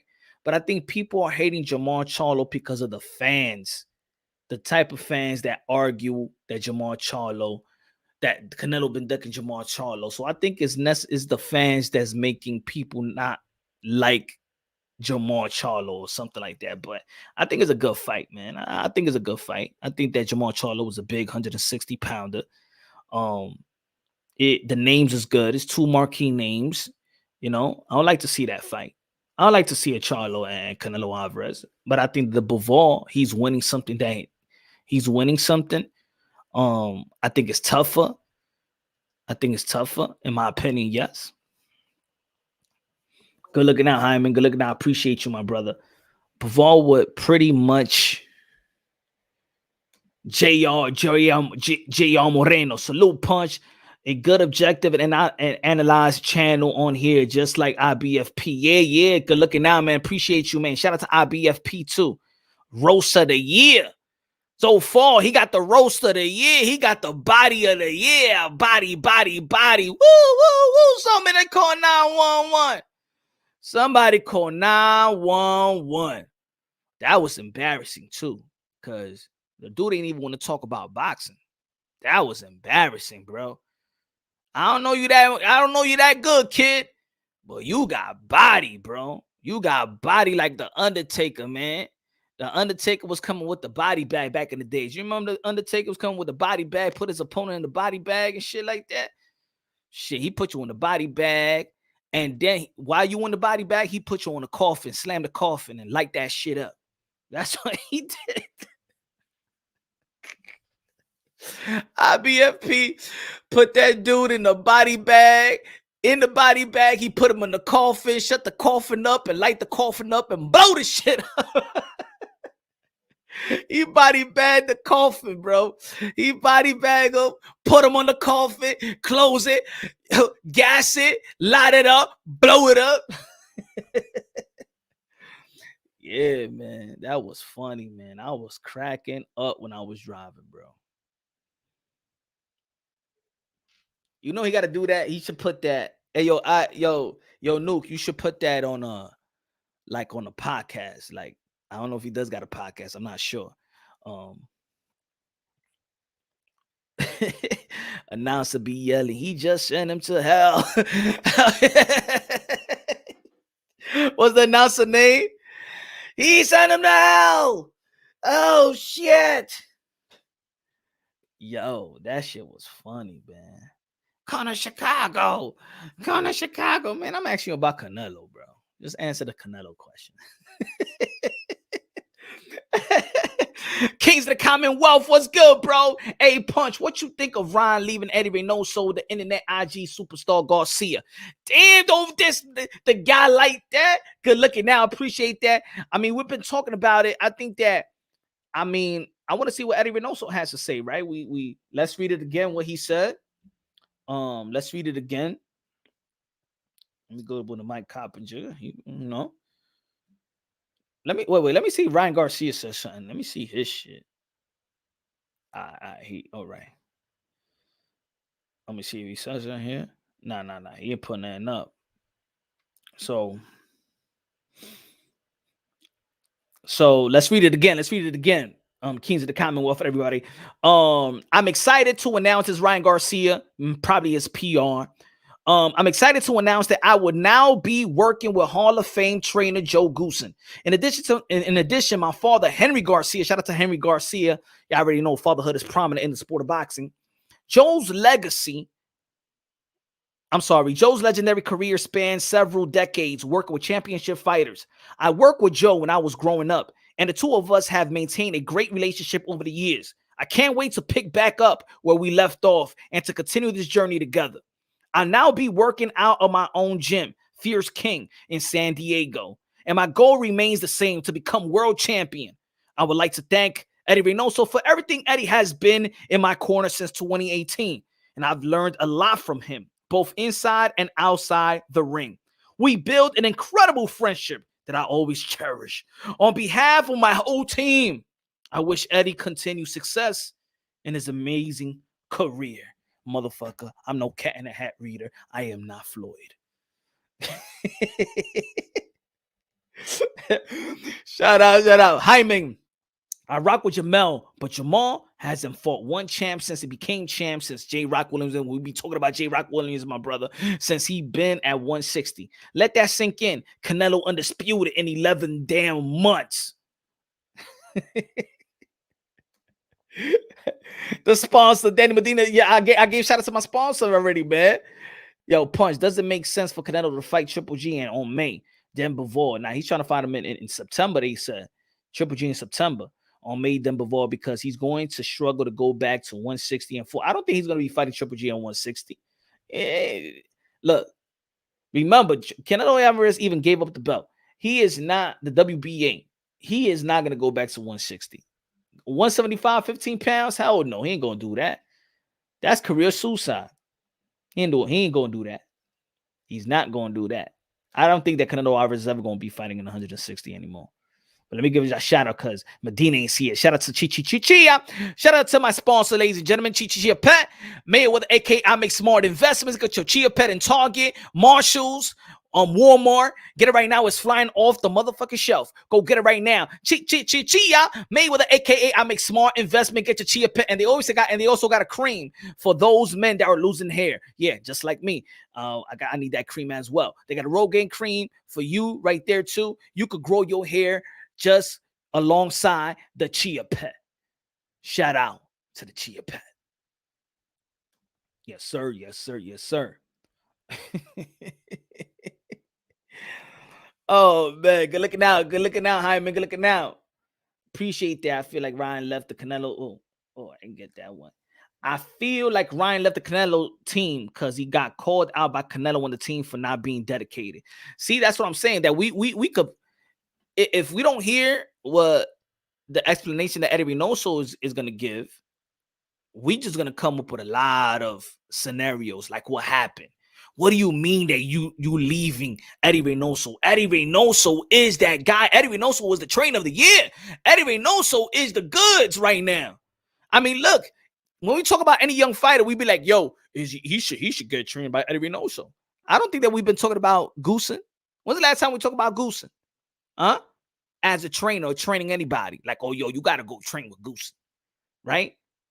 Even when Anthony Joshua was looking for a trainer, we wasn't even mentioning Goosen. We was Shields, Eddie Reynoso, Buddy McGurr. Like, we don't even mention Goosen. Robert Garcia, Kings of the Commonwealth. I think Ryan's spot in the gym is going to Tio now. Hey, again, Eddie Reynoso has invited Teofimo Lopez that whenever he's ready to go out there, train with him. He also invited Teofimo Lopez Sr. as well. So, I know a lot of people, maybe he's going to work with him. Let's see if they got chemistry. In the end of the day, maybe because the language, Teofimo Lopez know how to speak Spanish, maybe he'll communicate with Teofimo Lopez better than what he did with Ryan Garcia. I think that when he was working with Eddie Reynoso, Henry Garcia was always there. Henry Garcia, his father, know how to speak Spanish, so he was delivering the type of message to his son. And maybe that's what it is, man. Again, you want to be, and I said this to people when we talking about Teofimo Lopez, whether he's going to be having a trainer or not. I said that it don't matter if you got Custom Model, Emmanuel Stewart, and Angelo Dundee come from the grave, and those three trainers are working in your corner. If you don't have chemistry with them, it don't matter. You got to have chemistry with the trainer, man. He's the extension of what you're going to do in the gym. I mean, in the fight. Good looking out, Kings of the Commonwealth. Said Eddie Reynoso. Shout out to JR. He said Eddie Reynoso is the trainer of the best boxer in history right now, while his skills doubted. Eddie Reynoso is the trainer of the best boxer in history. Wow, that's a big statement, JR. You think that Canelo Alvarez is the best boxer in history, or one of the best fighters in history? I say one of the best fighters. That's a tough statement, JR. Junior. That's a tough statement. Or you meant one of the best?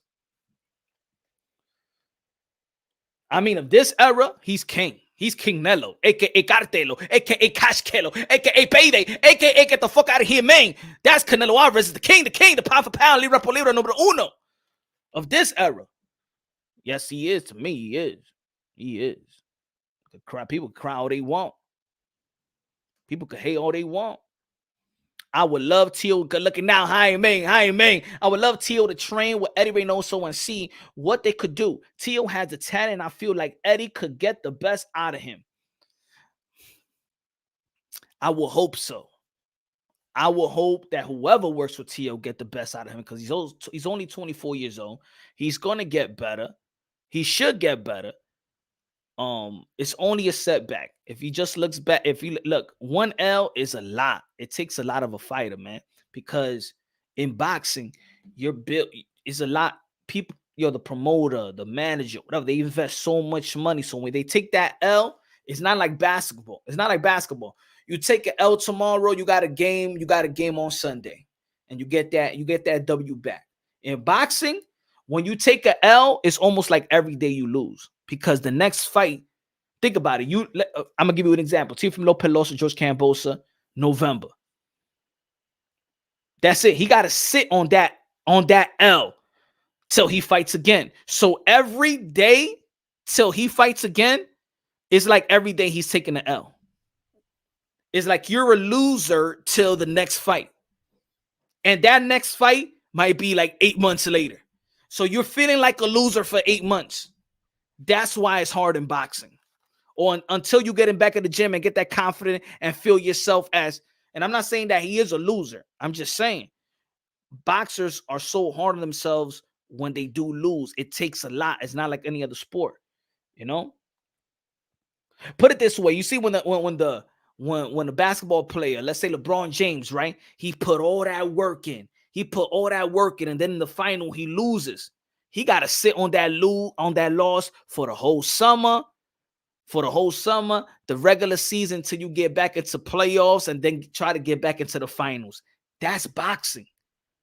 So when you losing in boxing, losing is like Tom Brady losing in the Super Bowl. So T.O. and the other fighter, they lost the Super Bowl. Now they got to go back to spring training or whatever training got to get. That's hard for a fighter. It's hard. But hopefully we'll see. Hopefully he gets where he needs to be. Real American fan in the building. What's good, brother? David Benavidez versus Demetrius Andrade is the best fight made this year.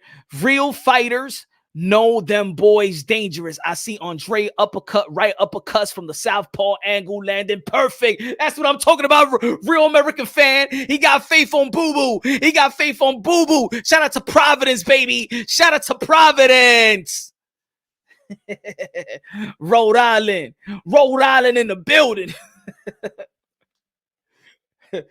Yeah, man. I like that fight, man. But I'm happy that David Benavidez called him out, bro. I'm happy, man. I'm happy that David Benavidez stepping up because a lot of people ain't saying his name. Man. And at least he said his name with respect. You know what I'm saying? He acknowledged what Demetrius Andrade. And these boxers don't want to acknowledge. Charlo know what Demetrius Andrade. They come from the same class. He made it to the Olympian. These guys know Demetrius Andrade. Triple G, he knows who Demetrius Andrade is. Canelo Alvarez, get the fuck out of here, man. You're a terrible fighter. I really don't think that Canelo Alvarez thinks he's a terrible fighter. Because that would have been, they would have worked tirelessly to get that boo-boo in 160. But I understand Golden Boy Promotions filed the paperwork wrong. The IBF said, it was too late. But I think Canelo Alvarez, he wanted that fight. He wanted that fight. I believe so. T.O. sleeps that dude quick. T.O. don't fit with Canelo team. He and Daddy talk too much. Canelo team talk in the ring. Mamba mentality. I don't know. You know why? Because think about it. Look at them this year. They're friends. You know what I'm saying? Eddie Reynoso, Canelo Alvarez. Remember when they was together? It was them. So they have some chemistry there. Like, think about it. They have chemistry there to be looking out for one another, right? Eddie Reynoso was looking out. He's be with Teofimo Lopez Sr. So we may think that these guys can't work because we see the characteristic of Teofimo Lopez Sr. But remember, they already been cool. They already talk. They got each other's numbers. So don't think that they can't be cool because you just see two different type of characters, two type of personalities, and think they can't mesh. I'm not saying it will. You got to give it a chance. You know, maybe they never been together in the gym, but outside the gym, it looked like they have some type of chemistry. They understand each other. They speak Spanish. Se llevan bien. You know what I'm saying? He went to the se llevan bien. So there got to be some type of chemistry there where, I'm friends with this guy. So since I'm friends with this guy, I can understand this guy, and then we could work together. So I think that people are putting so much into the character and personality of Teofimo Lopez Sr. Maybe they like that. See, I'm gonna say it like this: there's a lot of people that hate Teofimo Lopez Sr., right? But there's a lot of people that he hypes up for being the way that he is. Not everybody hates Senior. You know what I'm saying? Now, when you talk a lot of trash and you lose, you look real bad. But it's like, I'm gonna tell you like this: like my aunt, she crazy, bro. My aunt is like the woman version of Senior. My aunt was here, she loud, she talk loud, she ratchet as hell. Mira, coño, que tú estás diciendo. Vamos, mira, estúpido, motherfucker. If you met the ratchet, ghetto Dominican, that's my aunt, bro. That's my aunt. And my mom, you wouldn't even think they sisters. You'd be like, hell no, y'all not sisters. And my mom is quiet. My mom is shy, quiet, went to college, educated, a lot of community work. You wouldn't even think that my mother and her sisters are sisters. You look at my grandmother, be like, what the fuck happened here?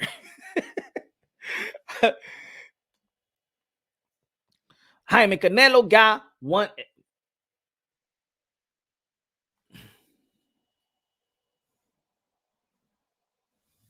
Oh shit! I didn't put that.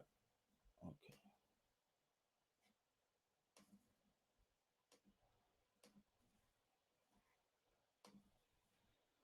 Hold on, my fault.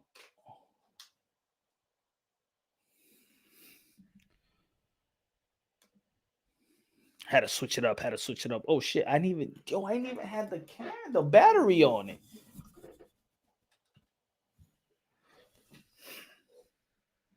We're back. Got punch battery. Nah. Yo, I was using the camera for the first time. No, this is my second time using a camera, not the web.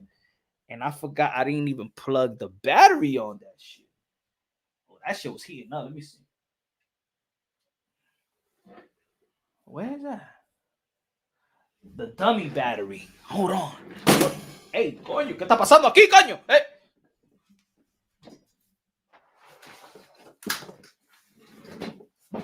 Yeah, see, I bought this. The dummy battery. I didn't even put the dummy battery on. Shit. Damn, and I went an hour and 48 minutes with. Yo, that's crazy. Hold on, let me hook this shit up. Well, I don't need that camera anyway now. But I'm new to this technology shit. You know what I'm saying? I'm still bro.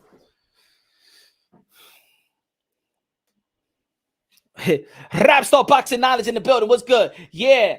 Honduras are loud, but very humble and very funny.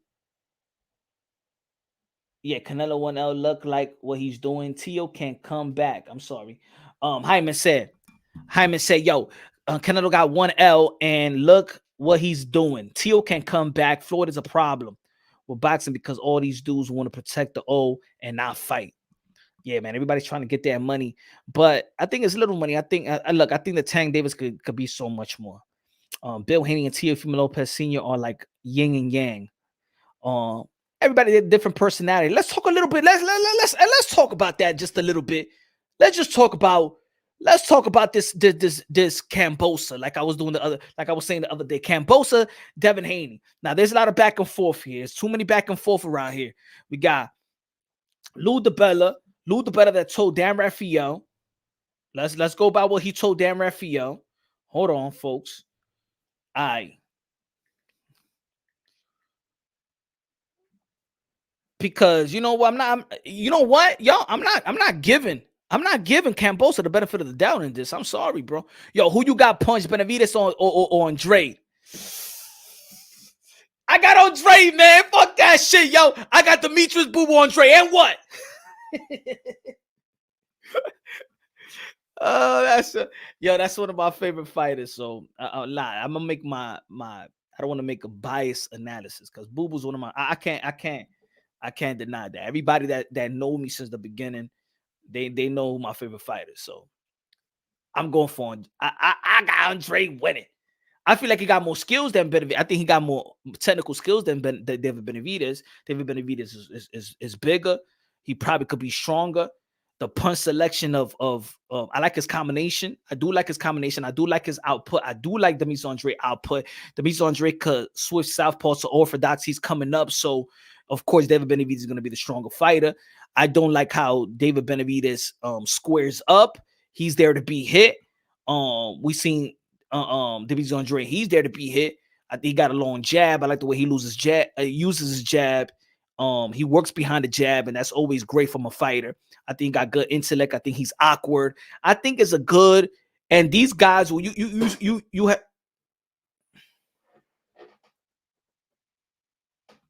What was that? Yo.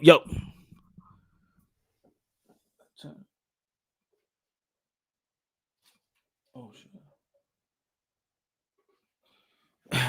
At least you admit it, Punch.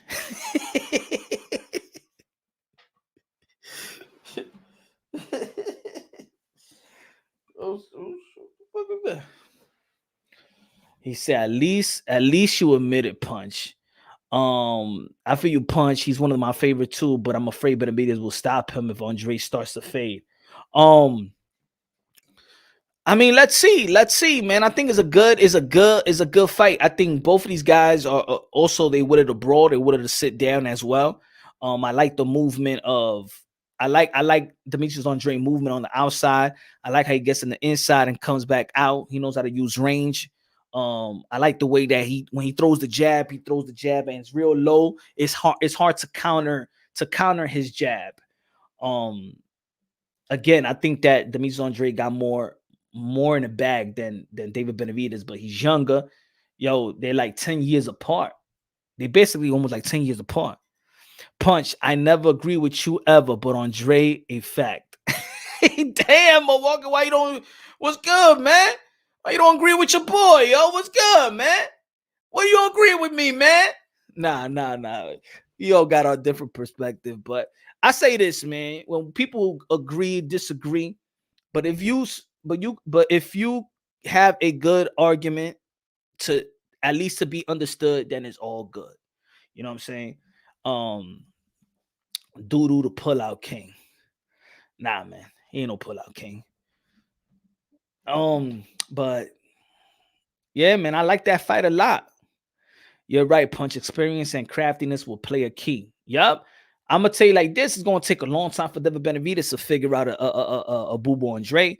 This is why even with Canelo Alvarez, I said that Boo Boo Andrade will be the guy to make Canelo Alvarez adjust multiple times. That's why even Bivol is a harder fight, because at least Bivol could win. I think that Canelo Alvarez beats Beterbiev easier that he could beat Bivol, in my opinion, because of his movement. Like the movement is very, very underrated. Bias arguments are the best, yes. So David Benavidez got great combinations for a guy his size. And remember, David Benavidez is really a big boy, man. He used to be, what was it? The heaviest he ever been in his life was 250 pounds. So he's naturally a big guy, you know. And I think it will be a fair fight too, because we all know that David Benavidez, I think he's struggling to make 168. So he'll be a little drained, and Demetrius Andrade will be moving up. So I don't think there would be really an advantage in size, because like I told people a lot, people always think about when a fighter is draining himself. Yeah, that's dangerous, but the rehydration is as dangerous as the cut. I always tell the people that the rehydration is as dangerous. I seen fighters who cut, they make weight, and then rehydration, that's all fucked up. That fucks them up. Sometimes they want to eat, they eat the wrong food, F's them up. The body can't take it, F's them up. The protein, the iron is already way too low. It's not, they're not recovering fast.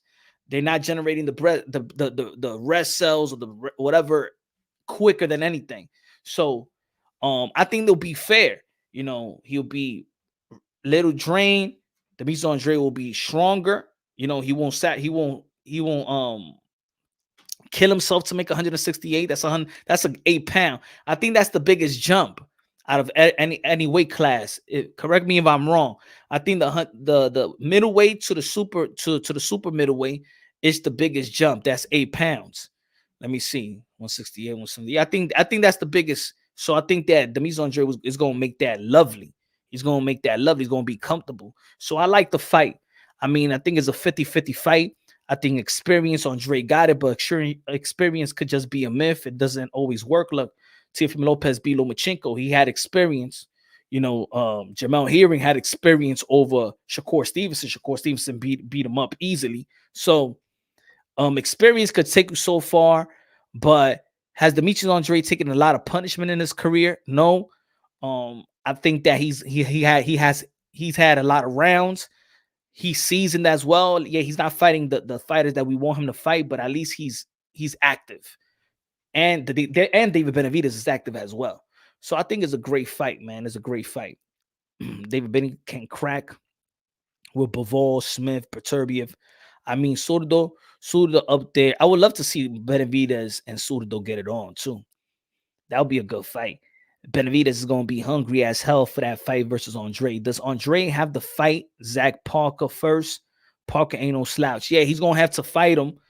Well, I think he'll fight him. That's the WBO said. But the good thing about that, Titan, though, the good thing about it is that the WBO said that he don't have to drop the belt in the middleweight division. So he's going to go to the super middleweight fight. And if he wins that interim belt, that WBO interim belt, then the WBO said you have to make a decision. Either you drop that belt, you got to make a decision which belt you're going to drop, the 168 or the one in 168 or the one in 160. So he's going to have to make a decision. But the good thing about it is they're giving him a voluntary and they're not going to strip him from his belt. So that's good. Punch, where would you rank Canelo pound for pound if he beats everyone we want him to fight? Psst, I already rank him number 1. Jay Brown, I already rank him number 1. He's already pound for pound, libra por libra, 4-division world champion, the newly super middleweight undisputed. Canelo Alvarez, a.k.a. Cartelo, a.k.a. King Nelo, a.k.a. Payday, a.k.a. get the fuck out of here, man. He's Canelo, my friend. I already got him number 1. I don't know what else, man. It's just going to be the cherry on top. If he beats, I mean, who do we want him to fight? Bivol? I mean, they're gonna fight people gonna find a narrative no matter what who he beats, right? If he fights Bivol, they're gonna be like, but who did Bivol fight? If he beats Beterbiev, but who did Beterbiev beat? Who did he beat? If he fights Triple G and beats Triple G, Triple G was 40 years old, man. Shit, he was old. If he beats Charlo, they're gonna be like, well, Charlo was 160, and then they're gonna look at his resume. Who did he fight? Who was the last champion that he fought? They do that same thing to Demetrius Andrade. Canelo Alvarez, look, once you're the top dog, there's always going to be somebody. There's always going to be a group of people saying that you're not the guy. You remember when Roy Jones Jr., they were saying, yo, I lived the Roy Jones Jr. era. He was my favorite fighter. After he beat Bernard Hopkins, after he beat James Toney, you know what people were saying? He ain't fighting nobody. They said that, they even said, some people was actually saying that shit about Mike Tyson. And if you look at the rankings, in the 1987, 1988, 1987, 1988, 1989. If you look at the ranking, you look at the pound for pound heavyweight list, Mike Tyson fought 9 out of the 10 guys that's on the pound for pound list in the heavyweight division, the top 10. He took 9 of them out, and people were still saying, well, Mike Tyson ain't fighting this person. Mike Tyson ain't fighting this person. It's the Mayweather blueprint. I think this. I think that Mayweather, you got to remember there's different type of divisions, and I think this is the reason why Canelo gets more of like, but you try to do. Floyd Mayweather fought marquee names, right? Mayweather fought the likes of, remember, Mayweather fought Oscar De La Hoya, Mayweather fought Pacquiao, Mayweather fought Cotto, Mayweather fought Mosley. So Mayweather fought established people that had already established a legacy, people that you already know they were future Hall of Famers. But if Mayweather was in an era, if this era, not I'm gonna say it like this, let's put it like this: if Mayweather was in this era, in the 140-pound division, or and the welterweight division, ain't nobody really in the welterweight division really secure a legacy like the Shane Mosley of the world, like the Miguel Cotto's of the world, like, you know, Manny Pacquiao's of the world. Yeah, Manny Pacquiao was here too, but, you know, that's it in the back end, right? Ricky Hatton, he was the guy, you know what I'm saying? He was the guy there in the UK, the hitman, you know. Then you got a mixture of young fighters and stuff like that. I think that Floyd Mayweather just had more opponents, and he fought Canelo too, you know. But Mayweather just had the opponent, the name, he fought dudes that already had that legacy, and I think that's why he sold. Because remember, look, he sold all this much, and then when he fought Berto, the numbers came down. It went shoom. When he fought Berto, shit, the numbers came way back down. So then you knew that, yes, Floyd Mayweather could sell, but he also always need that dancing partner. Floyd Mayweather could sell, but he needs to fight that guy that has a country behind him. No? Now, could Floyd Mayweather sell? Now, let me ask y'all a question. Could Floyd Mayweather sell fighting a eardrum? Could Floyd Mayweather pack a stadium? 70 plus thousand? What was it, like 70,000 people? Could he pack that? Could he pack that? Fighting a eardrum? But then somebody gonna be like, but shit, that's what keeps Floyd Mayweather special. He never fought a eardrum. He fought a Castillo. You know what I'm saying? Floyd Mayweather fought names, bro. He fought Gotti. Gotti had the Italians, bro. So Floyd Mayweather had great dancing partners that had great backing, had a loyal fan base, had legacy behind them, with Floyd Mayweather's legacy as well. And I don't think that Floyd Mayweather would be the same if he was like fighting in this era, meaning with the opponents. Mayweather sold out with a little Japanese dude. And yeah, well, Floyd Mayweather was Floyd Mayweather, and that was exhibition, and a lot of people didn't remember that shit. 70K was there to see walk out Canelo. Maidana KO Mayweather tooth out.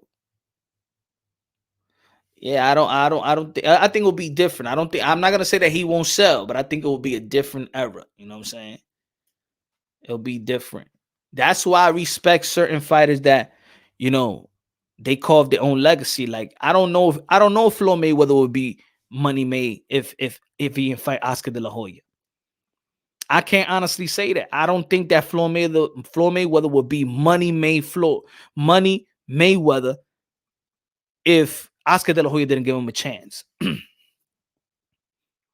Because he went from, if look at the purses, he went from 8 million to 25 plus 30 plus the back end of the pay-per-view. He shot, that's it, and then he stood up there. You know? But if Oscar De La Hoya never would have fought Mayweather, what do you think Mayweather would have been? You think I know he would have been a marquee, of course, a marquee name, but would he be the guy to have that type of money? I don't know. Man, Floyd sold 500K with Berto. Yeah, it dipped though. Mayweather lost to De La Hoya too. Mayweather Senior said it too. Yeah, he did say it. He said my son lost the fight, but it's called boxing. Tony, yo, Mayweather master his blueprint. They trying to have Tank follow suit. Nah, to be honest, I think Mayweather was in a different blueprint. Mayweather fought people, yo. Mayweather fought Corrales. Mayweather fought, you know, Mayweather fought Zab Judah. Mayweather fought the guy, what's his name? Dude, the Argentina that beat Zab Judah. He fought Ricky. He fought Cotto. He fought Oscar. He fought Pacquiao. He gave he even gave young fighters a chance. He did fight Canelo. He did fight Victor Ortiz coming off a good win. So nah, Mayweather. You know, I know there's a lot of people that don't like. There's a lot of fans of Mayweather, and there's a lot of people that hate Floyd Mayweather. And in boxing, we always try to find a way to take something away from some great fighters. Nah, man, Floyd Mayweather's established, bro. Floyd Mayweather just was smarter than even the younger fighters. He lived this shit, bro. It's in his blood, man. Floyd Mayweather's amazing. To be honest, even the other day, Floyd fights are not as fun to watch. But if I'm watching any boxing workout, Floyd Mayweather is my go-to guy. If I want to get like, when you get motivated, you're like, yo, I'm about to go to the gym today, probably do some boxing shit, work on a heavy bag or something. Mayweather, bro. I love his work. I love and shout out to the people that be making those type of videos. Those the boxing content creators that make Floyd Mayweather, his workouts, man, is motivation to me, man. Floyd Mayweather motivates me the most when it comes to like workout montages and shit. He don't play around, bro. He don't play around, bro. He don't play around. He's smart in that ring. He's quick.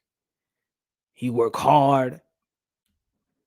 Remember when they had that, he's doing like 15 rounds in a heavy bag and shit like that? Like nonstop. Like, the dude's like, shit, I go on a heavy bag like fucking 6 rounds, man. I'm killing myself, bro. I feel like I'm about to vomit. Mayweather totally schooled Canelo, give him his flowers in boxing. I think y'all watched that fight again, Rap Star. Mayweather did his thing, but it wasn't like he outclassed the young Canelo. Like I say that he outboxed Canelo. I don't think he outclassed him though. I think he outboxed him. Outclass is, what's outclassed to me? Shakur Stevenson versus Jermall here. He outclassed him. He outclassed him in every phase. He was quicker. He was one step quicker. His movement, his punches, his power. He was just outclassed. He outclassed him. See, I think there's outclassed and then there's outboxed, right? In my opinion, I think he outboxed Canelo. I watched the fight again, because sometimes I look at the champ, people be like over exaggerating. He did this to Canelo. I'm looking at Canelo. Canelo, for his age and his experience, he actually did well.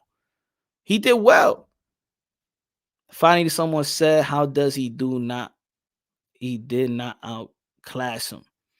I don't think so.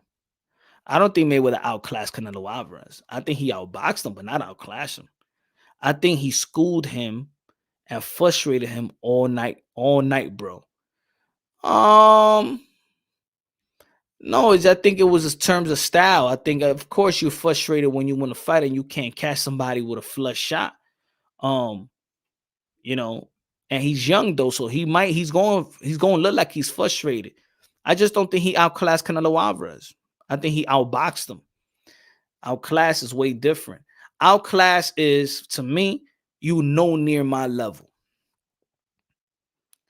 Outclass means it wasn't competitive at all. Makes someone look like they don't belong exactly in the same level. That's what I just said too. And I don't think that happened. In my opinion. I don't think he outclassed Floyd. I don't think Floyd outclassed Canelo. I think he outboxed him.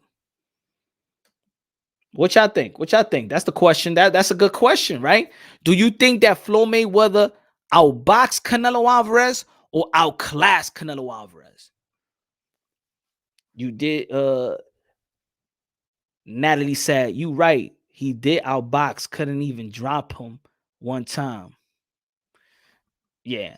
Floyd did what the guy to beat Canelo needs to do. Be durable, gain respect, and outbox him. Floyd, y'all don't know shit about boxing. Both. Floyd was the better boxer. Yeah. Outboxed. Agree. Floyd outclassed. Disagree. Yeah, Easy is funny. Easy, he'll disagree with everything. Let me see. Easy, my shirt is my sweater is an Adidas sweater and is a black sweater. Let me see if Easy gonna be like, nah, that shit is fucking dark blue. Jonathan Sims said he outclassed him, outboxed him. I think it's different. Outclass and outbox is different. Great question. Let me see. Let's give it another example of what outclass is. Let's give another example. Who outclassed who? Let me see.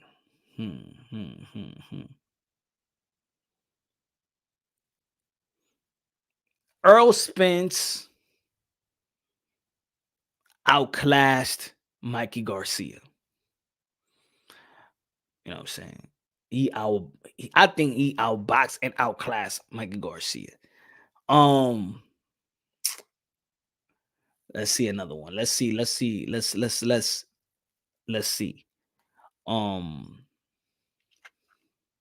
Need another fight. I'm going blank right now. Give us another fight.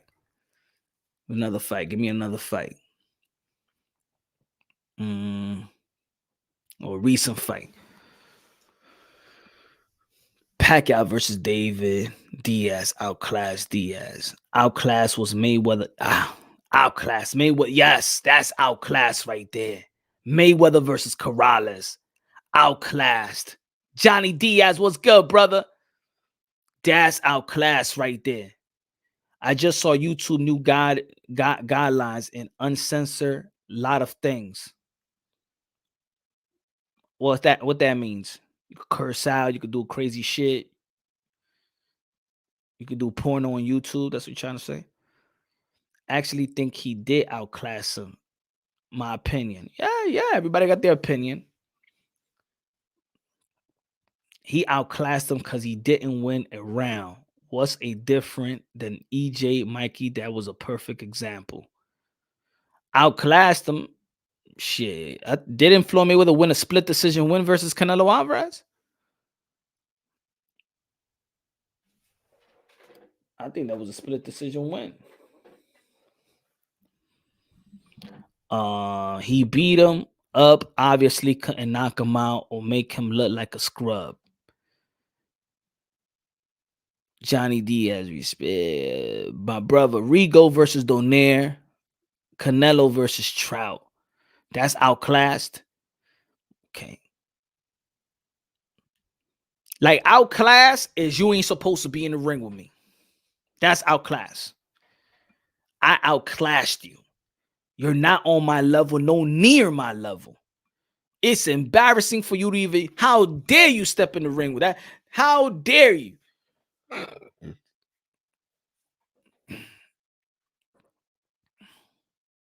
Do you think Canelo can surpass Pacquiao's greatness?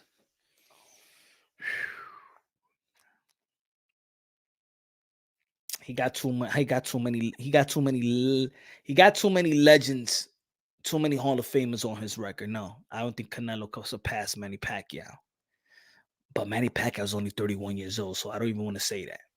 Because if Canelo does something crazy and go to the heavyweight division, if Canelo does something crazy, let's say if Canelo does this, Canelo beats Bivol, and he said, fuck it, let me go to the cruiserweight, let me get a belt in cruiserweight, becomes a 5-division world champion. And then he says, let me do something crazy. I want to fight Alexander Usyk. And he beats Alexander Usyk, then yeah, you can say that. 6 divisions, and fight and beat a technical fighter like Alexander Usyk. Oh, yo, that's tough. That's tough. That's tough. Terry Norris versus Sugar Ray Leonard was an example. Canelo hasn't been past Pacquiao's first 4 division accomplishments. Joe Kawasaki outclassed Jeff Lacey punch. I don't remember that fight. To be honest, I don't remember that fight. So I got to go check that fight again. I think that like Shane Mosley outboxed Luis Collazo, things like that. Like look, for example, you see how when Earl Spence outclassed Mikey Garcia, he don't belong in the welterweight. He ain't belong in the ring with him. You know what I'm saying? Mosley versus Vargas.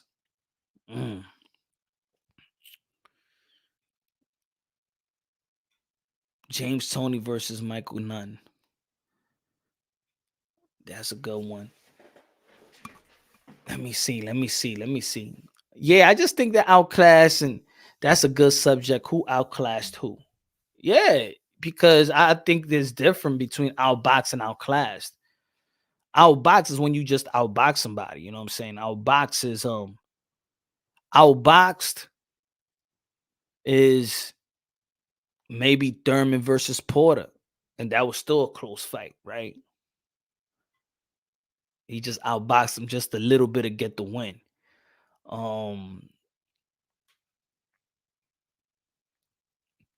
Tyson Fury outclassed Deontay Wilder in the second fight.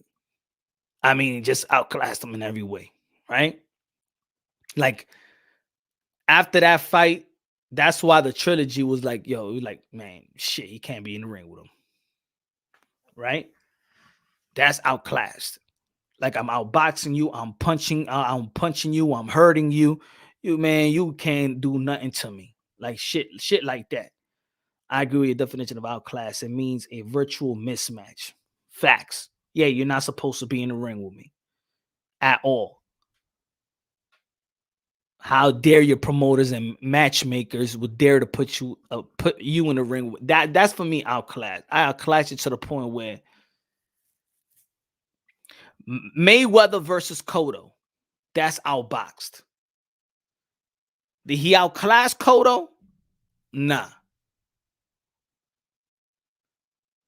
Berto versus Floyd Mayweather. He outclassed Berto. He outclassed him. Khabib outclassed Conor. Winky Wright. Oh, I like Winky Wright, man. Winky Wright, he outclassed people right there. As a Wilder fan, for the second fight was embarrassing. Yeah, that was embarrassing. Pacquiao versus Margarito outclassed him.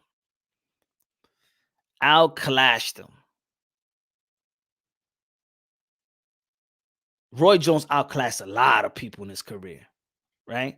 See, Roy Jones Jr. versus James Toney, he outboxed James Toney, but he didn't outclass him. Outclass is only safe to say when the boxers are equal size, not including heavyweights, then one gets completely outboxed, then knocked out. That's outclass. I like that. Outclass is only safe to say when the boxers are equal size, not including heavyweights, then one gets completely outboxed and knocked out. That's outclassed. Facts. That's why I felt like Jermall Herring and Shakur Stevenson outclassed Jermall Herring. Like, he just couldn't compete with him with nothing. He was just a 2-step slow. Powell had it on Shakur Stevenson. Movement, punch selections, jabs, everything. He outclassed him. Tarver versus Roy Jones Jr. Now, which fight? The first fight was controversy. The second fight was a knockout the second round. It could happen to a lot of fighters, so it's hard to say outclassing that. The second fight was outboxed. The third, outboxed, but I'm not gonna say nobody outclassed nobody in my opinion. Let me see another one. It don't gotta be. No, it don't gotta be a KO. To be honest, yeah, it don't have to be a KO, but to the point where shit. Like, okay, look. Lomachenko versus Richard Comey.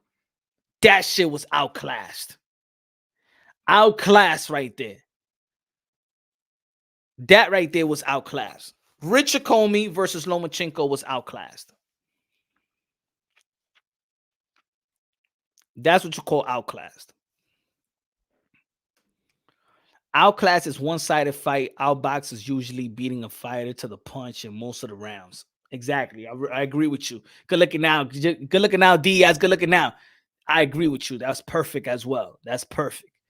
Outclass is a one-sided fight. Outbox is, and that's what I'm saying.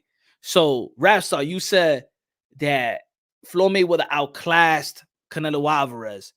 I don't think that Floyd Mayweather won every round. You know what I'm saying? Let's go to the scorecard. Let me see how that scorecard was anyway. Canelo versus Mayweather. No, scorecard. Let's go to the scorecards. All right, Mayweather, 12-round bout.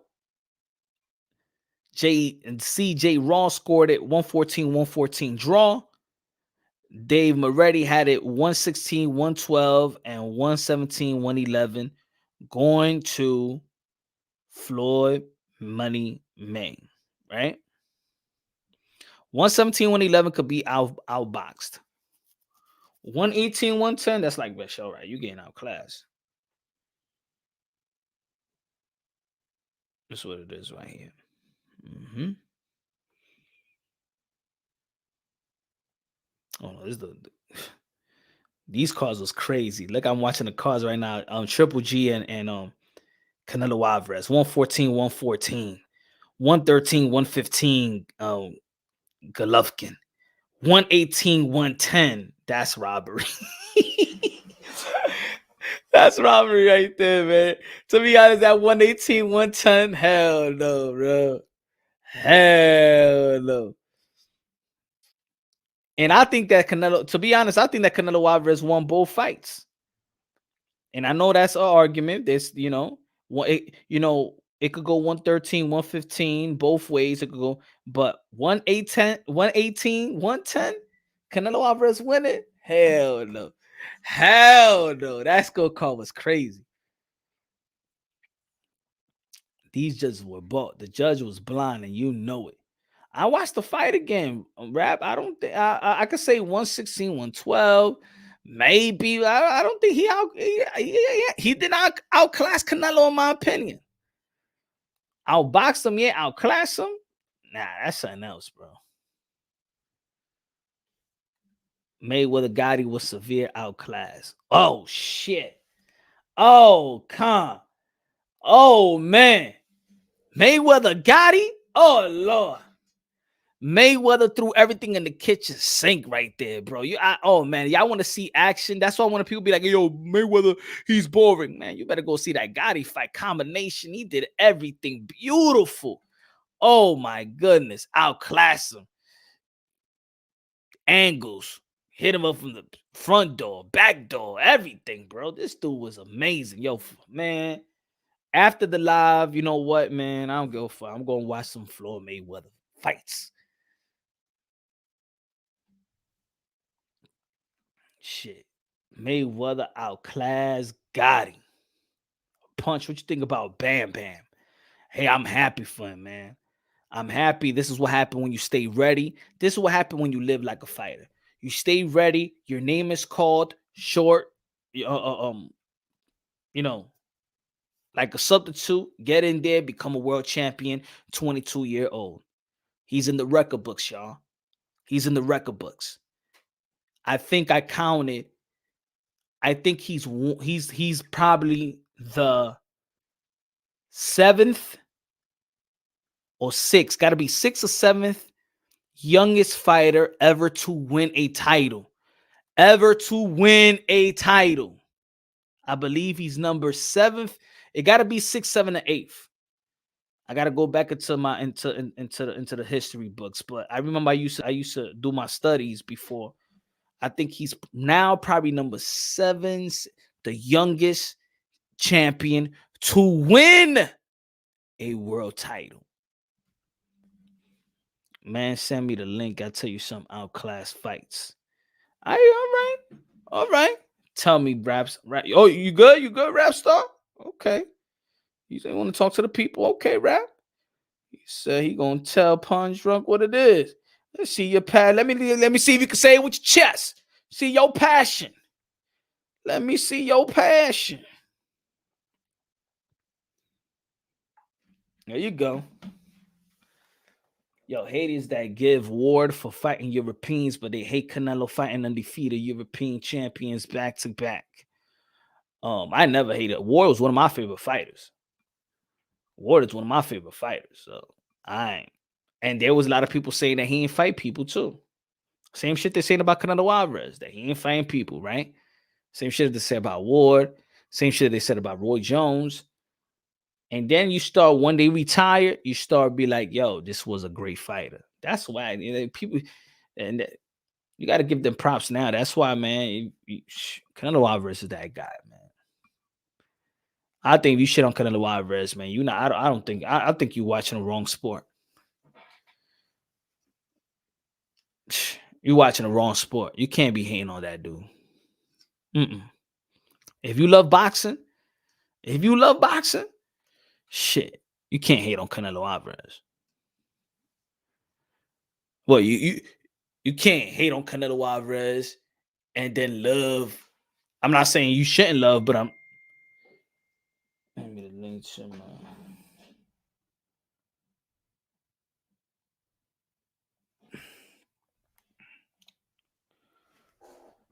Do you think Kambodsha would?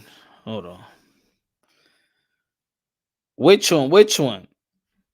Hold on.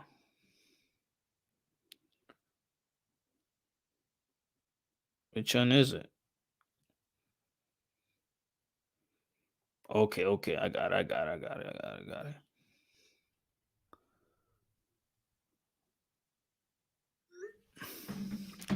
¡Viva México, cabrones! And El Viva! ¡Viva México! Alexis Arguello, my favorite fighter. What you thought of him, Punch? He was a man. He was a great fighter, man. You could put him up there like this. Arguably one of the best Mexicans ever, man. Top 5, top 4. Was he Mexican? Yeah, I think so. He needs to fight best champ out of the division. Pac paid Kambodsha $15 a week to spar. Shit, you remember what Holyfield paid David Tua? Boxing, what up? Salute, Lofton, what up? Nicaragua, bro. Yeah. I was thinking about Chocolatito. That woman, I said, yeah. Said, nah. I was thinking about the flag, the blue and white. Ya, me estoy poniendo viejo. He was nice, manito. Yeah, he was nice. Camacho versus Sugar Ray. Tyson paid sparring to get knocked out. Now I remember when Holyfield paid David Tua. I think David Tua made more money with Holyfield as a sparring than he made in his own fights.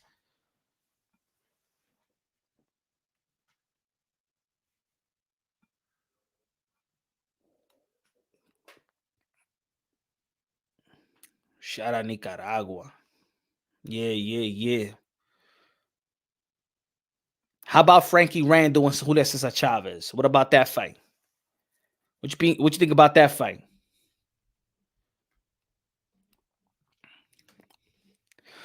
Rapstar Boxing Knowledge! UK! London, bruv! Bruv, you're too loud for this early in the morning, bruv. You're too fucking loud. This is crazy, you don't got the man. Same energy. You don't got the energy. Man, it's early hours in the morning, man. I don't give a damn if it's early. I don't give a damn if it's nighttime. When you London up here, bro. When you step in Punch Wrong Box, you got to give the energy. The people is waiting for the damn energy. They in the chat. They here. Nah, I don't give a damn. You better eat. You better have eaten your English muffins. You better bring that. You better drink your tea. You better drink your coffee, whatever. You better wake up, rap star. Yeah, no, we good, man. We good. But look, Punch, I like the subject, man. I mean, it's a definition of outclass. Now, I want to ask you this question, and even the chat. If a fighter wins 10 rounds or 80% of that fight easily, is that outclassing someone? If a fighter wins majority rounds in a fight and he shows that he's on a different class, is that outclassing someone, bro? See, it's your definition. It's your definition, mate. Depending, because there was I'm gonna give you an example. There was one judge that gave it 118, 110. He only gave one. He only gave one round. He only gave it one round to Cotto. Did Floyd Mayweather outclass Miguel Cotto? No, that was a competitive fight. Exactly, but Floyd Mayweather won most of the round, but the rounds was competitive, but he just was winning the round. So it was outboxed, it wasn't outclassed, even though that he won almost the whole fight. Yeah, but Miguel Cotto versus Floyd Mayweather was a closer fight than Canelo Alvarez versus Floyd Mayweather. You know what I'm saying? At the end of the day, I look at a fight, and I see if a man's punching the air and a man's frustrated and he's losing majority of that fight, regardless if it's boring or regardless if a man's, not, the man who's winning that fight, he's outclassing this guy. So when you say it has to be a knockout or it has to be a dominant fight like Tyson Fury versus Wilder, I disagree. I think if a man is winning, but we said a lot of fights. We said a lot of fights. We said a lot of fights. I think Canelo Alvarez, you can say that he got outclassed by Floyd Mayweather. I'm saying for me, he didn't get outclassed. I say he got outboxed. Yeah, but he didn't give me the fight that I said he should not be in the ring with Floyd Mayweather. He didn't give me that fight. He just gave me that Floyd Mayweather, it had better experience. You know what I'm saying? He outboxed him. I don't think that Canelo Alvarez was never in danger. I don't think it's anything close of, oh man, we gotta, you know what? Man, just pack it in after the 8th round, man. You definitely ain't going nowhere. I didn't see that. In that fight. I saw a man getting really frustrated. I saw a man who wasn't able to compose himself in that ring. And, Canelo Alvarez didn't want to be in that ring after a while. He knew he was getting outboxed. Floyd Mayweather outboxed him, but was more defensive than offensive that fight. Yeah, but what I'm saying is, right, the man won majority of that fight. Now, I understand where you're coming from, outbox and outclass. Now, let's go to a couple of fights. What about Prince Nassim Hamed versus Marco Antonio Barrera? Did Barrera outclass Prince Nassim? In the later rounds, yeah, outclassed, but I still pick outboxed. You wouldn't say he outclassed him? I didn't remember too much of the fight, so I can't say that. Wow. I just remember that, what comes to my mind is the way it ended. I don't remember. Yeah. I don't remember from round 1 to the last round, so I can't remember too much of that fight. Did Lennox Lewis outclass Iron Mike Tyson? After the 3rd round, yes. You could say that he outclassed him, really. After the 3rd round. After the 3rd round, I think that Mike Tyson came out the 1st round. Mike Tyson got that. He won the 1st round. 2nd round, Mike Tyson was still, after the 3rd round, that's it. Everything was going down the hill. But how many rounds did they fight? You know what I'm saying? So did he outclass him from start to finish? I don't think he, I think he beat him. He outboxed him. And then he beat him. You know what I'm saying? It was Lewis beating Mike Tyson to me wasn't Fury beating Wilder in the 2nd fight. From start to finish, it was nothing. Like, it was nothing. You know what I'm saying? I feel like that. That's outclassed in my opinion.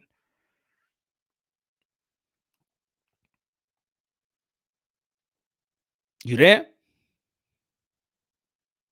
Hey, you got the Metro PCS phone. Yeah, run. You can't handle this conversation. Take your ass out of it. Run. Then he KO Mike. Yeah, he KO Mike. But I'm just looking from the outclasses like every round. You ain't supposed to be in the ring with me. Even on the fill out rounds, I won the fill out rounds. Outclasses domination. Yes. Domination. Earl Spence outclassed Danny Garcia. I say Earl Spence outboxed Danny Garcia. I think Earl Spence outclassed Mikey Garcia. I think he outboxed Danny Garcia. I think that he outclassed Mikey Garcia. A beat down, whooping, and outboxing him.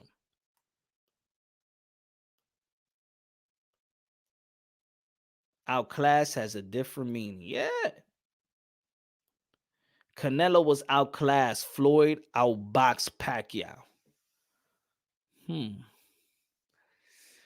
I don't know. I ain't see it as outclassed, but hey, I'm not saying. Hey, I could be wrong. You know, I could be wrong. I didn't see it in my opinion. Yeah, you ran. You couldn't handle this conversation. That's Man, what I happened. got a phone call, bro. I got a phone call came in. Go on, carry on. Oh, who's calling you? You need help? You need another Nah, guru, man, like a come on, boxing carry guru to on. help you out? Nah. Can you hear me, yeah? Yeah, I hear you, but now you sound Yeah, kind of so low. it all depends on your definition, right? If a man wins 9 So rounds... first and foremost, Now, let me ask you this, though, Punch. If a man wins 9 rounds out of 12 rounds, is that an outclass? Depending how he won those 9 rounds. That's what I'm saying. That's why we giving fights as an example. Yeah. Because we've seen one set. Okay, look at it. All right, this past fight right now. Did Keith Thurman outclass Mario Barrios or outbox Mario Barrios? I mean, Keith Thurman at some point was outclassing him, but then, you know, he outboxed him. But he won almost all the rounds. Yeah. He won in 2 scorecards was 118, 110, and the other scorecard was 117, 111. Did he outclass Mario Barrios? Or did he outbox Mario Barrios? Yeah, I think everybody can have an outclass spur moments in the fight, but you're not going to be like that all the way through the fight. Maybe it's later on in the fight, you know? Yeah, so Like let's talk. So, but the fight, because the round, if we gonna go by rounds, then even anybody could have a lucky and he looked like he real good in one round. Even the first round, when there's a fill out round, anybody could look like they outclassing somebody. But let's just talk the fight. So that's a good definition. That's a good. To be fair with you, Monster Inoue outclasses most of his opponents apart from He outclassed Jason Maloney. No, but you can say he outclassed most of his opponents apart from Nonito Donaire. Yeah. He outboxed Nonito Donaire, but he outclassed Jason Maloney. Yeah. You know what I'm saying? Yeah. I said it. Do you agree? Do you agree that Lomachenko outclassed Richard Comey? Yeah, and Nakatani. Hell yeah. But you know what I'm saying? He outclassed and in every way, shape, or form, from power, from movement, from jab, from everything. Punch selection, speed. He didn't look like Richard Comey did not look like he was supposed to be in the ring with Lomachenko. That's outclass. Like it's nothing Richard Comey could do. Nothing. That's outclass. Yeah, that's fair point. I mean, you know, it's like you said, it's the way the man wins the fight, right? And in your eyes, if you think a man's won that fight easy, then it's outclassing a man, right? Yeah. Now let me ask you this from across the pond. Did Alexander Usyk outclass or outbox Anthony Joshua? He outboxed him. I agree. He outclassed him in a few rounds, but majority was still a back and forth a little bit. Castaño outclassed Mayweather the first fight. Nah. No, he didn't. No, he Nah, but that was a question. That was Nah, not close. really. But he said, nah, not really. But he didn't beat him. Nah, you crazy? Hell no. I was about to say, damn, you hate Floyd like that. Nah. Yeah, outclassing is when a fighter really dominates the fight. Like you said, Tyson Fury outclassed Deontay Wilder in the second fight for sure. See, I The was gonna say, second let's fight was say an T.O. outclass. did T.O. outclass Lomachenko the first 7 rounds. Yep.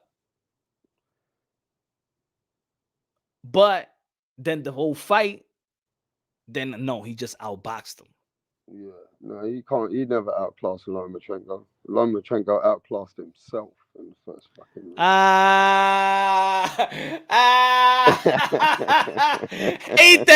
Hater. No, you know what? You know what, Punch? I'm a big believer now. Just like Teofimo Lopez, now I believe that Teo wasn't right in that fight with George Kambosos. Not taking nothing away from Kambosos. Now I've seen the way that Lomachenko's performed with Nakatani and Richard Comey. I do believe the same about Loma, that he wasn't 100%. Just like the same way I believe with Teo, that he wasn't 100% with George Kambosos. Now you know what we could say though. You know what we could say. Now this is a question. Now this one, people might disagree on this one. I don't think. Well. Let me think a little. Just give me a couple of seconds to think. Did Canelo Alvarez ever outclass any of his opponents? Championship fights. Other than let's not count Amir Khan. Did what? Canelo Alvarez outclass any of his opponents? Yeah. Did he outclass Callum Smith? Yeah. I think he outboxed him. I think he kind of outclassed Callum Smith, really. He took his reach away. Mm-hmm. And Callum Smith couldn't win hardly any rounds. He took all of Callum Smith's attributes away. I think he outclassed him, bro. To be honest. I wanted to see him take out Callum Smith. Him. I wanted to see him take Callum Smith quick. No, I think he did outclass Callum. Okay. Did he outclass Caleb Plant? Caleb Plant was a little bit tricky for him. You know what I mean? For the first 5-6 rounds. But then at the end, he totally dominated him. So how can you not say, man, Canelo, look, this is the truth. No, Canelo but say the whole fight, because of course, if you're gonna stop a dude, and then it actually takes out a lot. I don't think that he outclassed him. I think that he outboxed him. Yeah. You know, the whole body of work, meaning the whole fight. I think he outclassed Julio Cesar Jr. That's outclassed. Yeah, but you know what's taunting, right? Is that he beat 3 champions back to back pretty decisively, bro. Yeah, but he start slow. Did he outclass Sergey Kovalev? Nah. Even if he stopped him, no. See, I don't. Yeah, see, I agree. I don't think he outclassed Sergey Kovalev. I mean, he got his. I mean, towards the end, he was. You know, he got the punches in and he hurt him. Mm-hmm. But you know, see, it depends, right? At the end of the day, a fight can be close, but then a man can hurt a man, and then the fight's over. So yeah, that's what I'm saying. That is, you know, who else? Who? But who's been outclassed recently in 2021? Who do you think's been outclassed in 2021? Jermall Herring with Shakur Stevenson. He been outclassed, right? Jermall Herring, Shakur Stevenson. Right. Who else was dominant? Tyson Fury? No. Hell no. No. This time the fight was a bit. This was a fight. Yeah, this was a fight. This was a fight. I don't think that nobody outboxed. I think Fury outslugged. I think Fury outslugged Deontay Wilder, but I don't think he I don't even think he outboxed him.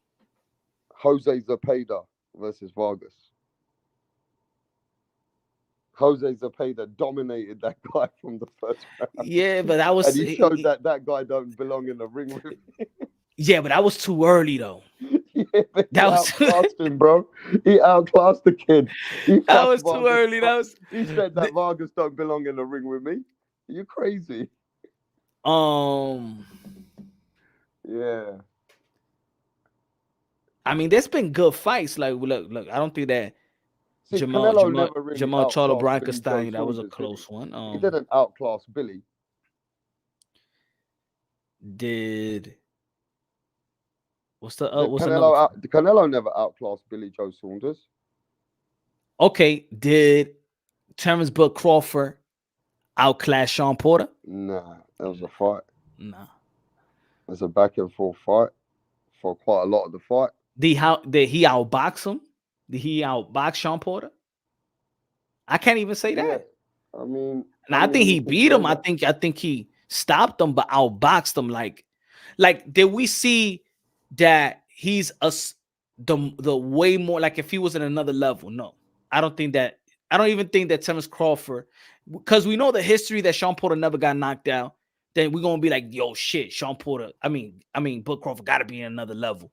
But throughout the fight, it don't seem like he was in another level. It don't seem like he outclassed him, and really, he didn't seem like he outboxed him either. He was coming along in the later in those later rounds, like the last 3 rounds. But I don't even think he outboxed Porter throughout the whole fight. Yeah, Crazy K. Oscar Valdez outclassed Miguel Burchett. Yup. Yeah, he did. Yes, he did. Yeah, he did. Did Ugas outclass Manny Pacquiao? Nah, he outboxed him. Nah, he outboxed him. He didn't outclass Manny Pacquiao. Manny Pacquiao was seated in those rounds. He was still in close rounds. You know what I'm saying? Yeah. Benavidez will outclass Andrade 100%. Hell no, TNT. Hell no. Hell no. Yeah. Now, Lomachenko definitely been, he's been outclassing. Walters, he outclassed him. He outclassed Rigo. Who? Yo, and that's tough. When you outclass Rigo? An Olympian like that. Did he outclass him or outboxed him? Shit, he made him quit. Nah, he outclassed him. He outclassed the man. Yeah, but that wasn't fair, bro. They shouldn't have made that man go up 2 weights like that. That wasn't fair. Yeah. Don't you think that wasn't right, was it? Nah. NL said ask Usyk outclass AJ. He asked. We answered. I said nah. I said he outboxed AJ. Yeah, but you know what I don't understand is when Usyk was taking AJ to the ropes towards the championship rounds and putting hands on him. Yeah, but that's just the round. Yeah, but bro, he was bullying fucking our AJ, our beast, the man that you said, the body that is supposed to be the body of a heavyweight, a man who's meant to look like a beast, is a man that's getting pushed back and by a little man, and he's punching him up. And that 1-point punch, I really thought AJ was gonna give up. Yo, I even think that Mauricio Sudamon Mauricio Sudamon is more fit than Tyson Fury. Oh, shit. I even think that Mauricio Sudamon is more fit than Tyson Fury. Nah, you're funny. Oh, you're funny, bro. Yeah, Tyson Fury looking fat, ain't he, bro? Yo, but anything, Rapstar, what you think about Ryan Garcia? What do you think about Ryan Garcia? He's not working with Eddie Reynoso. Yeah, maybe there's been some stuff in it. He didn't appreciate them talking about him. You think so? But that was Canelo Alvarez. I don't think Eddie Reynoso ever said anything. Yeah, I hear you. But Canelo Alvarez is Eddie Reynoso's right-hand man. You know what I'm saying? At the end of the day, Eddie Reynoso should have said to Canelo, look, what stays in the camp, keep it in the camp. Maybe Ryan Garcia's like, you know what? You guys think this is maybe Ryan Garcia now, yeah? You guys think I ain't got it. So now you guys don't believe in me. He's a bit fickle anyway, right? So maybe he's saying, no, fuck it, I'll do it myself. Maybe it's that, or maybe Eddie Reynoso and Canelo said, you know what, Ryan don't suit our camp anymore. What we don't even know what the truth is. But Crazy get punch drunk. What about Josh Taylor and Jose Ramirez fight? Outclass or outbox? I say outbox. man, he outclassed him, bro. Man, shut up, man. Shut Josh up. Taylor came to Jose Ramirez. Josh Taylor ain't backyard, all class. and he nobody. outclassed him, bro. He outboxed him. Bro. Give Josh Taylor his flowers, mate. He outclassed Jose Ramirez. I ain't giving no damn He flowers dropped to him Josh twice, Taylor. punch. He dropped him twice. Was that supposed to mean that's not outclass? Come on, man. And then he dominated the fight. Man, listen, he dominated this guy. Come on. Jose Ramirez only won 2 rounds in that fight, bro. Come on. No. I think he came along later on the round. Give Josh Taylor his flowers, bro. Stop being like that. I already gave him his flowers, and you forgot that. Was that the fight that I had to sing the fucking the national anthem? I think had to sing to the Queen. I don't know. No, was it that fight? Or no, it was Deontay Wilder. Don't try and get away from that shit. You went with Deontay Wilder, and I went with Tyson Fury. And I had to sing to the Queen. Yeah, that was the bet, and you had to sing for the Queen. And I think I sound very good. I think the Queen would have. She would have listened to me. I think she would have approved. Man, if you say so. I think so. Hey, look. Hey, don't listen. I'm saying you embarrassed our Queen, bro. Hey, look. Hey, let me say this, Punch.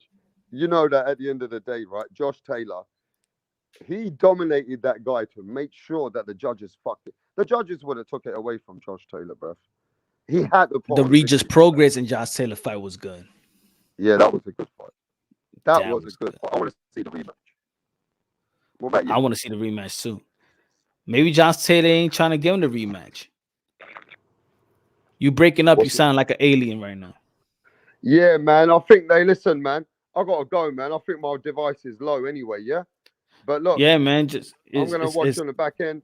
But look, I'm gonna catch you later, bro, and catch everybody in the chat later. I'm out of it. All right, bro. All right, bro. Mamba mentality. Floyd did not outclass Hatton. Get real. That I should have said that, right, Rapstar? That Floyd Mayweather outclass your Ricky Hatton.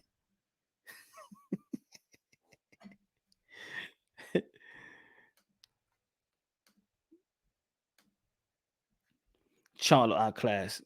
Stop. Come on. But yeah, man, boxing is great. Boxing is good. Boxing is alive. Great fights coming up. Y'all already know April 30th. Shakur Stevenson, Oscar Valdez, Amanda Serrano, Katie Taylor. Historic matchup, New York City, Madison Square Garden. You got in Texas, April 16th. Earl the True Spence. You Dennis Ugas. They ain't getting the respect that he deserves. But let's see if he proves to the people. If he proves, and I won't be surprised if he beats Earl the True Spence. I won't be surprised. I think there's people out there that's going to be surprised. I think there's people that their mind is still locked in the possibility of Earl Spence and Bud Crawford that they don't want to give Ugas a chance. They don't want to give Ugas a chance because they still holding on to Earl Spence and Bud. And they know they scared that anybody's gonna fog that up. They scared that Ugas is gonna throw a monkey wrench to that possibility. That's what it is. That's what it is. You know? Common punch. Ugas good, but you must have forgot. Nah, hey. Look, I'm gonna tell you like this. Earl the True Spence, an Olympian. People forget Olympian pedigree. Got the highest volume. High volume punches. His punch resistance is elite.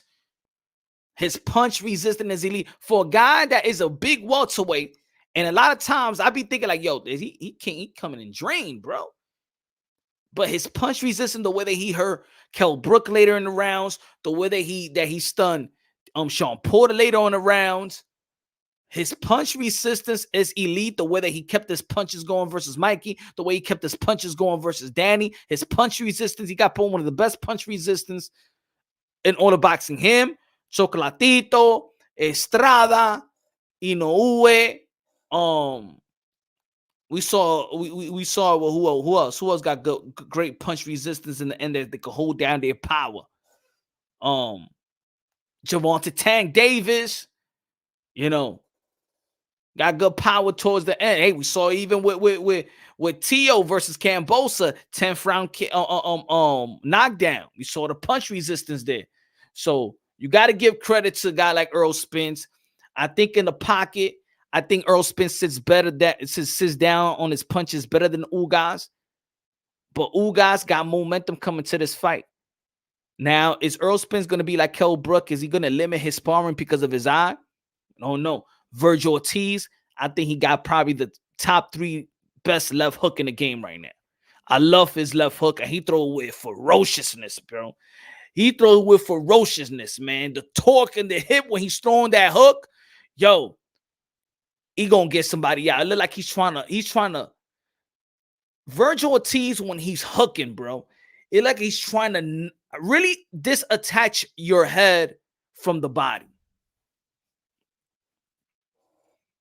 He's ferocious, bro. It looked like, yo, Virgil Ortiz looked like a nice guy, and when he gets in the ring, it's like he was holding a lot of shit in. And when the lights are bright and he's in that ring, he's a different animal, bro. You remember when he got hit by Mean Machine? He's a different animal, man. He's an animal, bro. That dude is an animal, man. Virgil versus Boots. Damn, that's my pay-per-view fight right there. Shit, man. Yeah, Ortiz transforms. Facts. He transforms. Trust me, I see it. His eyes is like different. His eyes, the way he's throwing those punches. Sometimes I even be like, yo, he should take a little bit of steam off those punches. And when he got hit by Mean Machine, yo, cause what is it? What did Mike Tyson say? Something until you get hit. When he got hit, and you saw how he acted after he got hit, how he responded. Woo! Virgil Ortiz is an animal. Boots Ennis. I love Boots Ennis. I think he got all the skills in the bag, all the attributes. But that fight right there, Virgil Ortiz and Boots Ennis, that match right there, damn, it's good. Now let's take a little bit. What can we take away? They're still young, so they're still getting better. 23 years old. Was one thing that I think that Boots Ennis really needs to be in the gym working on. He's getting hit with the kryptonite. He is getting hit with that right hand kind of frequently. He's getting hit flush. So I think he needs to fix that, and he good. I think that's the only thing, if I could take away of something of Boots Ennis, he's getting hit with right hands. You know what I'm saying? I saw a fight with him with Sosa, got hit where he got stunned. Even Sergey Lipinier landed a couple of right hands. And for a guy like a Virgil Ortiz, a guy like a Crawford or a Thurman, that right hand is going to shoot, is going to land. But I like the way he switches from orthodox southpaw and things of that nature. So he knows how to adjust. Virgil Ortiz, the only thing I do take away just a little bit from Virgil Ortiz, a lot of young fighters do it, but they throw everything at the same speed. He throws his jab at the same speed. He throws his hook at the same speed. He throws a lot of punches in the same speed. He puts a lot of energy into his punches. So I think he should mix his punches well. You know what I'm saying? When you're throwing the punch and stuff like that, and you're like, wah, wah, bang, you know what I'm saying? Like, bang, like, jab, mix the punches, boom, boom, boom. You know what I'm saying? Stiff jab them. Stiff jab, arm jab, pawn the jab, just mix the punches real well. You shooting 3-punch combination, bing, bang, bang, bang, or 4-punch combination, bang, bang, bang, bang. You know what I'm saying? So I think that he can mix the punches better, but that's going to come with experience and stuff like that. So he could set his opponent up. They don't know what's coming, and I think guys like experienced fighters, guys like Usyk, love the way he mixed the punches up. Guys like Lomachenko mixes the punches up. Floyd Mayweather knew how to mix those punches up. Canelo know how to mix the punches. The thing about Canelo don't waste punches. Canelo is very, very accurate. If he throws a punch, it's going to land. If he throws a 3-punch combination, 2 punches going to land. If he throws a 2-punch combination, 1 is going to land. Or 2 is going to land. So very, very smart. Very, very smart. Everything he throws is for a purpose. That's what I like about Canelo Alvarez. Everything he throws has a purpose. Conor Ben in the mix too. Well, Conor Ben need to mix his punches as well. That's one thing that Conor Ben just throw everything hard, everything 100 miles per hour. I used to say that about Gary Russell Jr. That's why I think a guy like Lomachenko, I don't think that Lomachenko was faster than Gary Russell Jr., but Lomachenko was quicker. And once you see Gary Russell Jr. just throwing all those punches real fast, it gives him time. It gives an opponent time to hit those in between punches. Hit him in between those punches, and then once you time him, once you throw in a fastball, you know that it's almost like it's almost like a pitcher that's throwing fastball. It's like a closer. You know, a closer can't pitch more than 3 innings. They're gonna start hitting the balls. Them 90, 95, 89 miles per hour ain't gonna be nothing. You know, so I think that I want Conor Ben to mix his punches. You know, mix his punches better, touch the body, set some traps. Don't go everything for the knockout.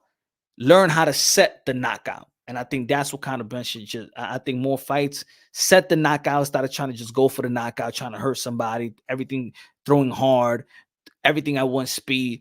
Because also when you're throwing everything hard, that's what keeps you from coming back and blocking the punches, right?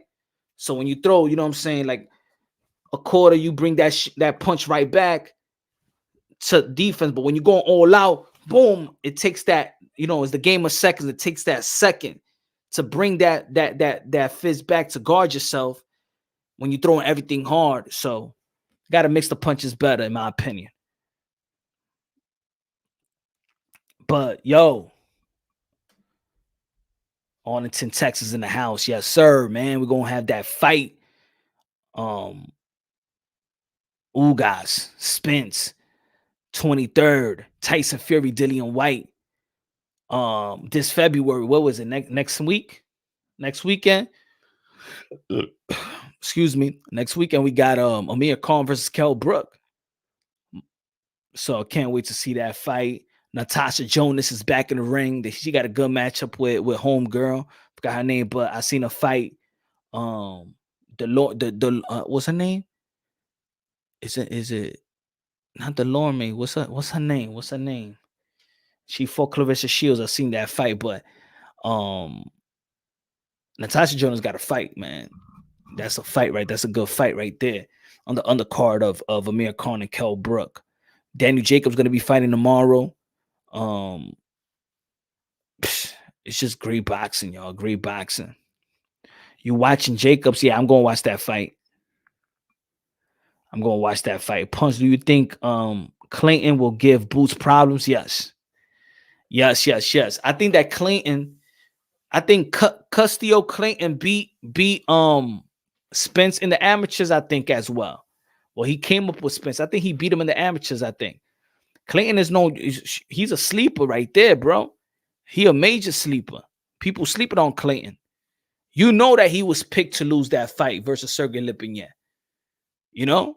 I think he was picked really to lose. They wanted him to win. I think they wanted Sergey Lipinets to win. He didn't let that happen. That's a dangerous fight. If they make a final eliminator or a title eliminator in the IBF, that's going to be a tough fight. That's going to be a real Clayton draw with Lipinets. I think that Clayton beat him, though. I think Clayton beat Lipinets. I even got in my book, or maybe it was a draw. I know it was a draw, but I think Clayton was doing hell of a job. You know? Yeah, I think it's going to be a hard fight. Clayton, I think that maybe, to be honest, we might see Clayton versus Boots go to if it's a 10 rounder, if it's a 12 rounder, I see it going to a decision. I got faith in Clayton, but I think that Boots is going to outbox him almost every round. I think it'll be 118, 110, 117, 111, but I think that Clayton is going to be having some success. People going to sleep on that boy. Watch. Jacobs needs to tighten up on his competition. Yeah, he's almost on, man. I think he's almost on his way out. Upset of the year, Jake Paul beats Chavez Jr. I think so too. But yeah, Charlo, you know what I'm saying? I hope is not as serious as was reporting. I'm not the type of person to kick a man when he's down. You know, never been like that. So even with Adrian Broner, again, like I was saying early on the show, when Adrian Broner was, you know what I'm saying, suffering from alcoholism and things of that nature, you know, I did a live show and I said, yo, we the boxing community, that's our warrior, no matter how you feel about him. Yo, and it was bad. I saw the comments, and no lie, 80% of the comment was like, F him, F Broner, he know what he's doing, he don't give a fuck. I'm like, damn, yo, I'm not that type of person, you know what I'm saying? So whatever Charlo is going through, you know, I hope it's not as serious, you know, and I hope that I pray for his family, you know, pray for his family. He's a father, got a wife, got children and things of that nature. And, you know, it was embarrassing every time, anytime you get locked up and stuff like that and everything go public. It's funny when he was doing some great things in Houston and giving back to the community, TMZ is not there. But as soon as he get locked up, the story is all over the place with Jermall Charlo. When he was fighting Juan Montiel, look at this. I'm gonna tell you something about the media. Whether you like Charlo or not, but I just go for every fighter. When Charlo was fighting Juan Montiel, ESPN, TMZ, none of them people gave a fuck. They didn't give a fuck about the fight. They didn't give a fuck. Remember, they made Juneteenth Day, Juneteenth, Jamal and Jermall Charlo Day in Houston. TMZ, where's TMZ? Where's ESPN showing love? Where's them in First Take or whatever? But he gets locked up. Remember the San Antonio shit, what he did in San Antonio? He gets locked up and everybody want to talk about it. The charges are dropped and it was okay story. A lot of people ain't talk about it. He gets locked up again. Now everybody talking about it. So when it comes to Jermall, when it comes to fighters and athletes, they love the bad stories. But when they're doing great things and they get an award and stuff like that, nobody give a damn. There's a boxing community, man. I don't believe the boxing community is where we kick our fighters and our warriors when they down. You know, a lot of people want to say that, oh, maybe he had the domestic dispute or whatever. I hope it wasn't. I hope it's not. You know, now again, I hope it wasn't that serious. You know what I'm saying? Why wish bad? Why, you know, ain't that? Or because I mean, like Canelo more. So I wish him bad even in his own life. Nah, I'm not that type of person either. Who you got? Punch Jermall. Whoo!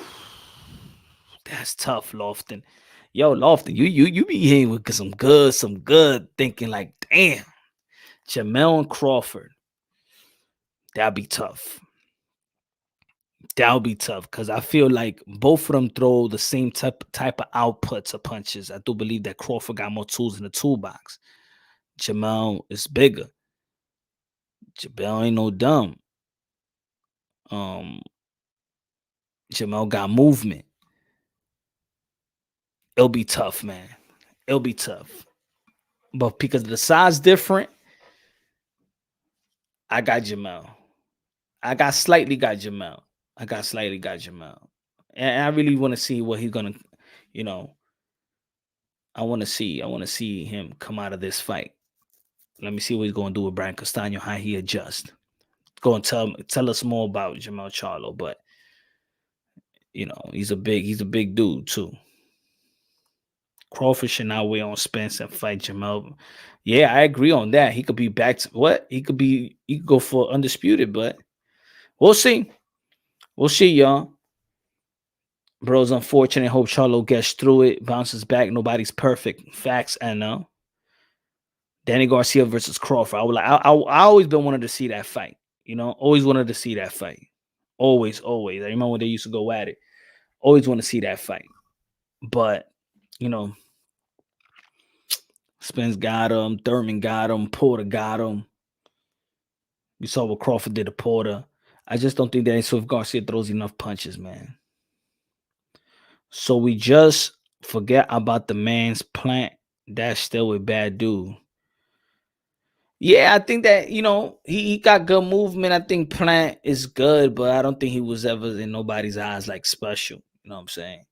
Caleb Plant got good hands. Caleb Plant, you know, can't hurt. I mean, Caleb Plant got skills, but I think people just they want to see Benavidez. They want to see people move on 168. You know, I think they was watching Kingdom Plan, a guy that was just holding the belt for the meantime, knowing that it was going to be taken either by David Benavidez or Canelo Alvarez. I think his reign was short and everybody knew it. It was just a matter of time. But yo, fellas, man, getting late, man, getting sleepy and hungry. Thank you, my brothers and sisters that was following the channel, man. Thank you for the support. Thank you for the people that donated. Love y'all. Everybody that smashed the like button. Go catch the videos that I just dropped. About to drop another podcast this probably tomorrow or the day after. Subscribe to the channel. You haven't subscribed to the channel. Subscribe to my website, punchdrunkboxing.net. Follow me on Twitter, Mr. Moonshine10. Follow me on Instagram. And guess what? Follow me on TikTok. Oh my God, on that shit. Follow me on Instagram, punchdrunk_boxing. Twitter, Mr. Moonshine10. The website, punchdrunkboxing.net. Get the Smelling Salt podcast. The Smelling Salt podcast. All right. It's let me put it right here. Go get it right now. You can get on Google Play, Spotify, Apple Podcasts. It's everywhere. The Smelling Salt podcast. I just dropped the episode this morning. Go check it out. It's different content. Yeah, we're talking similar things, but I'm not dropping. It's not a podcast where I'm going live in YouTube and then drop it in the podcast. Nah, it's different. It's different type of content, different energy. This is when you in the gym, when you going to work, rush hour, whatever. Man, I'm saying people that don't like to tune into YouTube, they rather tune into podcasting and things of that nature. Go check it out. Love y'all. Have a blessed night or morning wherever you are in the world. Tomorrow's fight night. Daniel Jacobs back in the ring. Shout out Brooklyn, New York. Love y'all. God bless. And on to the next.